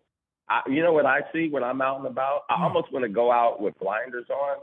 I see little girls walking around with the same tights and spandex year round, no matter what city you're in the nation. Yeah. Walking around with you understand what I'm saying? Like I've had to catch myself. Yeah. You understand? Like I've had to oh my God. Not even in a bad way. 12. Yeah. Yeah. Right. Like, oh my God. Like, you know what I mean? Yeah. From a distance. And like, not to say it, but the way men are acting now, sometimes you can't tell a man from a woman in some cases. Mm-hmm. So I know what you in many cases. Listen, I know what you mean. I know what you mean by that. I have a testimony on this. Well, let me say this real quick. Oh, go ahead. Yeah, what I was saying was I know exactly what you mean when it comes to the way young women are dressing. If we can, like within the 15 seconds, it says, is that a man or a woman? Liking-wise, it's like, is this a woman or a child? That's how our mind is seeing out of our peripheral vision who's walking past us. And I think we've come into a dangerous time where we can't tell apart men from women and daughters from women. I mean, and girls from women. Go ahead. I didn't mean to cut you off. Come on. No, you absolutely right, man. And like I say, like I'm super transparent, and Gabar knows this about me. And it's actually part of my freeing myself. You know what I mean? The scriptures say, "Ye shall know the truth, and the truth shall make you free." Right? Yeah. It's absolutely true, man. Like even they're like you say, like even like you have trans women or trans men and all these things. What happens is you can literally trick the mind. Like, I do a lot of traveling, right, abroad. Right. And so I'll travel abroad, right? And I go to Thailand a lot, Bali, and these things are extremely prevalent there, right? Even Dominican Republic, Medellin, Colombia, right? Mm-hmm. And you really don't know, you know what I mean? And I have a propensity to indulge in alcohol. And don't let you indulge in alcohol, marijuana, and, whatever other psychedelic drugs, that are out there that so many of the youth are experimenting with today. You're really can't, you're unable to discern because it removes the inhibition God gene that's supposed to be there, that's supposed to protect you against these things. It removes the And God before gene. you know it, you'll find yourself. There was this thing I came up with earlier. I thought about it. I was thinking about saying, right. Let me see if I can find this real quick. I normally put these things in my notes. Let me see if I can find this thing. Every time something comes to my mind, I'll put it directly into my quote. So I said, okay, this is what it is. Are you addicted to the vice, or are you addicted to the thrill of engaging in naughty activities in secret? That's a good question. I'm gonna read that one more time. So, right? Are you addicted to the vice itself, or are you addicted to the thrill of engaging in naughty activities in secret? Yeah. Because it's like being a 50-year-old man. Mm-hmm. Young girls, they're half naked. When I see them, they're like annoying to me. They're like, it is annoying. I'm becoming a grumpy old man. It's like, put some goddamn clothes on you. Get your ass upstairs. I just want to, what? You understand what I'm saying? I do. Yeah, it is annoying. And the reason why I feel that way, because I see it every day, so I'm sensitized to it. It's like, you get what I'm saying? Like back in the days, like, you saw a little boobie, it was like big news. Now it's like, woman, cover your butt, your behind. And I think, I don't know, something has to happen. I don't have the answers. I think I used to be becoming too grumpy in my old age. And that's why I have to get people with hope around me, because I'm losing hope every day. I don't know what it is. And I said, as part of this podcast, for me, it's therapy. Yeah, I can tell. It's great. Yeah, it's therapy. And I appreciate you brothers coming on, because sometimes, I'm here alone and I'm talking, and, I know that part of this game, you have to know, and you have to learn how to ride along and be entertain the audience and capture the audience by yourself. And yes. Well, everything is therapy, Gabar. Yeah. That's your therapy. Like, I mean, let me say this real quick. Even the Most High God, right? One thing that the Most High God himself, even before Christ was created, that one thing that God couldn't even do, he couldn't be alone. He could not be alone. That's his Achilles heel. God could have decided to create all these universes and planets and just lived on them and, have a daiquiri on the beach and kick his feet up, but he would be alone. That's one thing that no organism can do. Know, but alone sounds attractive to me.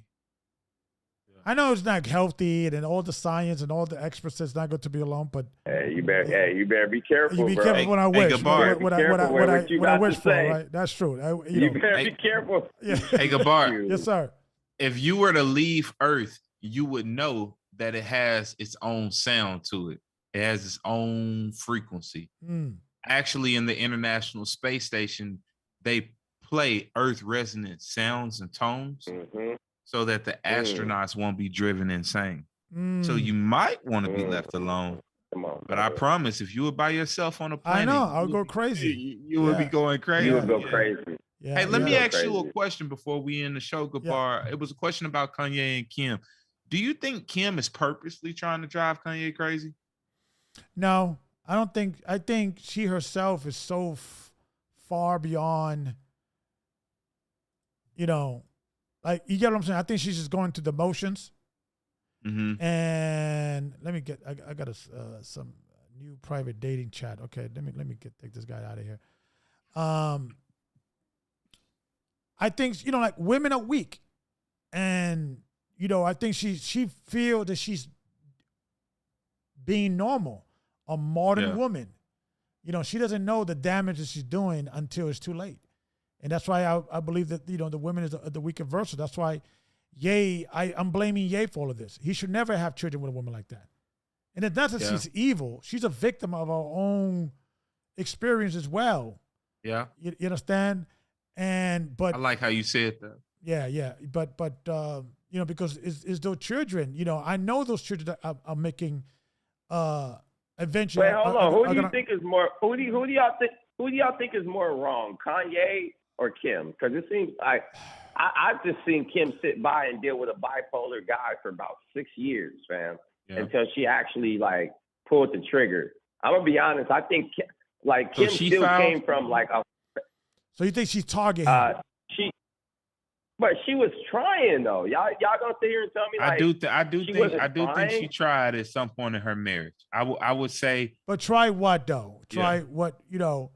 I mean, to stick it out, to stay it out, to make it work.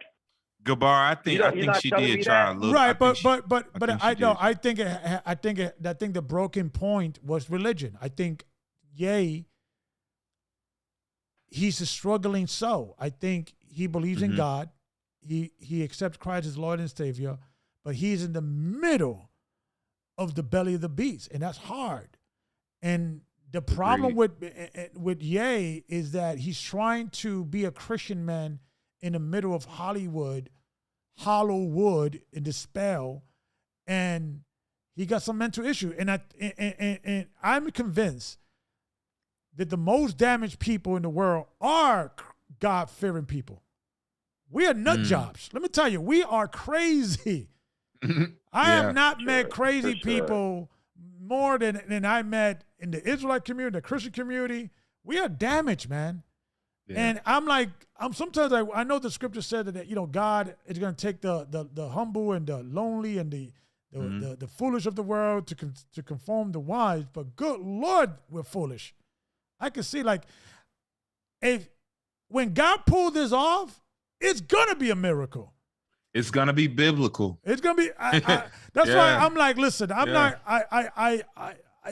That's why I cannot be in a position like Nathaniel, Elder Ricard, with that responsibility. I will go crazy because I don't have the patience. I don't have. You get what I'm saying? I just want to just put my head down, protect my family, and just wait until Christ get here. But on the other side of me, I want to help. I want to do something. We need to do something.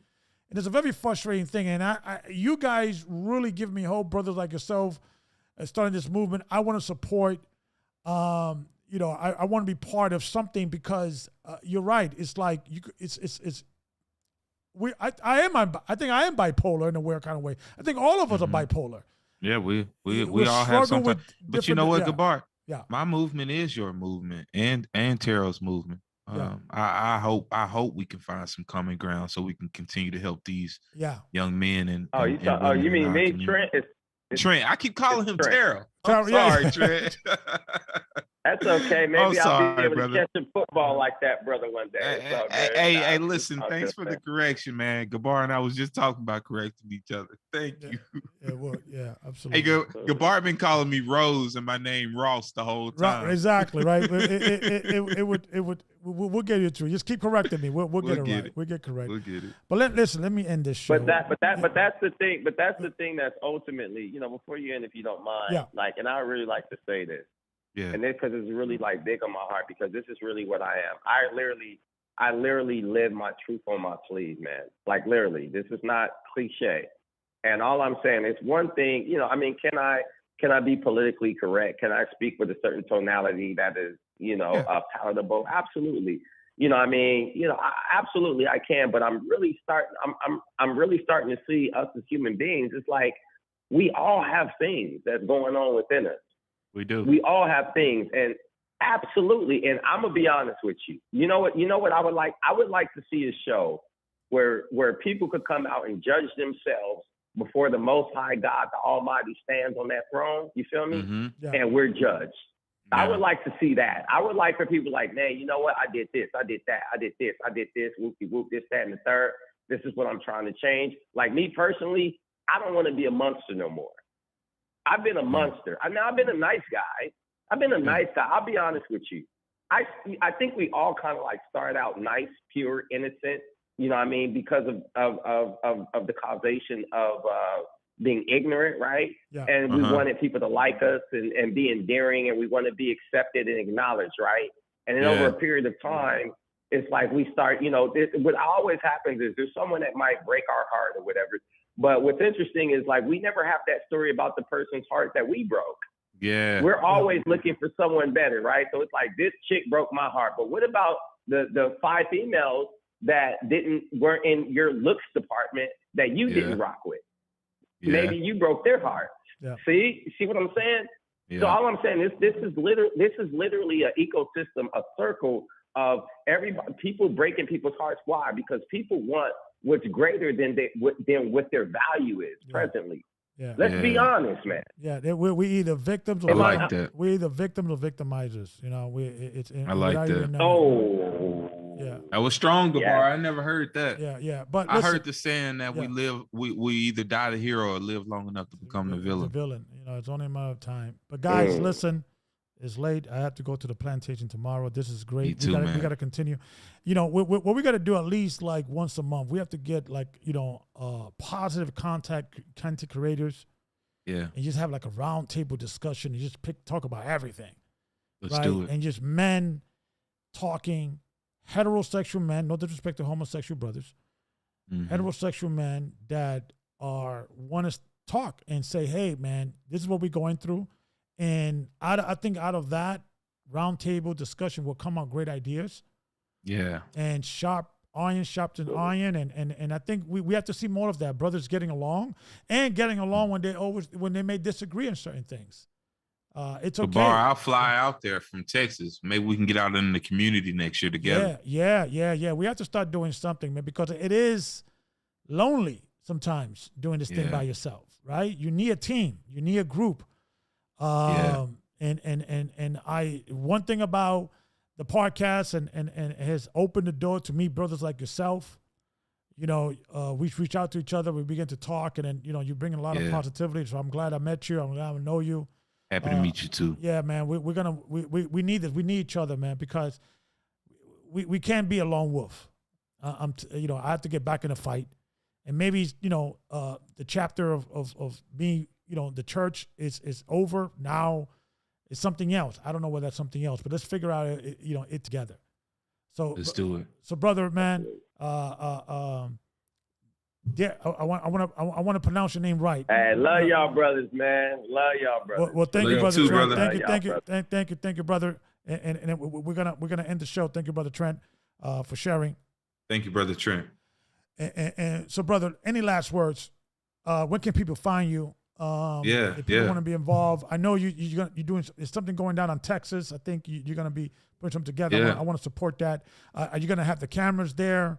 Talk to us. Yeah, I'm gonna bring some cameras out. I'm actually gonna hire a private photographer because I know that Martin Luther King Parade will have their own photographer. Yeah. So I'll hire a private photographer myself. Again, my name is Darby X Judah. My legal name is Darby Ross. He was calling me Darby Rose. Either one's fine. This is my Instagram here. So I'm very active within the community. We sponsor a lot of events, and I look forward to working with you all. And you can also find me on YouTube at the Black Honor Movement. Black Honor Movement. It'll pop right up, and we can do some work together. Thank y'all for your time. Yeah, man. Let's continue working. Anytime you need a platform, and I want right now everybody to go to your channel. I'm gonna put it in the description. Go there and subscribe, man, because it helps the algorithm. Okay, this brother, by the end of the week, I want this brother to be at least 500 subscribers, and by the end of the month, at least 1,000, so we can get this brother monetized and do the work. So support positivity, man. It doesn't cost you anything to just like and subscribe, and because it helped the algorithm. Shout out to you, brother. Salute to your work. Let's keep salute to you, brother. Yeah, let's continue building, and then Shalom. And then until next time, shalom and peace and blessings. Shalom. Shalom. May God be with you and your family, brother. I'll talk to you later. All right, peace. Peace. And there it is, brother. The Black Honor Movement. The Black Honor Movement is there, is live. Hold on, let me just switch over my the camera over here. And let me say this, guys.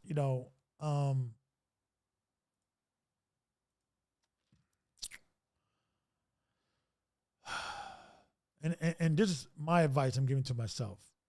We gotta always be positive. this show gave me energized my mind and gave me, a boost that I needed, because lately I've been, not depressed, but been upset. It's been like, just sad on the condition of our people. And I was praying a few days ago, and I was just telling God, heavy up and just come already. Come already, or just kill us all and start a new planet. I don't know. I'm just so sad for the condition of our people, man. It gets depressing. I don't know where it comes from. You understand? I don't know why I feel this way sometimes, the condition of our people. And we could do so much better. And we it's just sad. It's just sad. And this show kind of gave me hope. And I'm just going to keep trucking. I hope you guys truck with me until we meet Zion. So until the next time, man, may the Most High bless you. May the Most High keep you. And let's rise. Rise Israel. Shalom.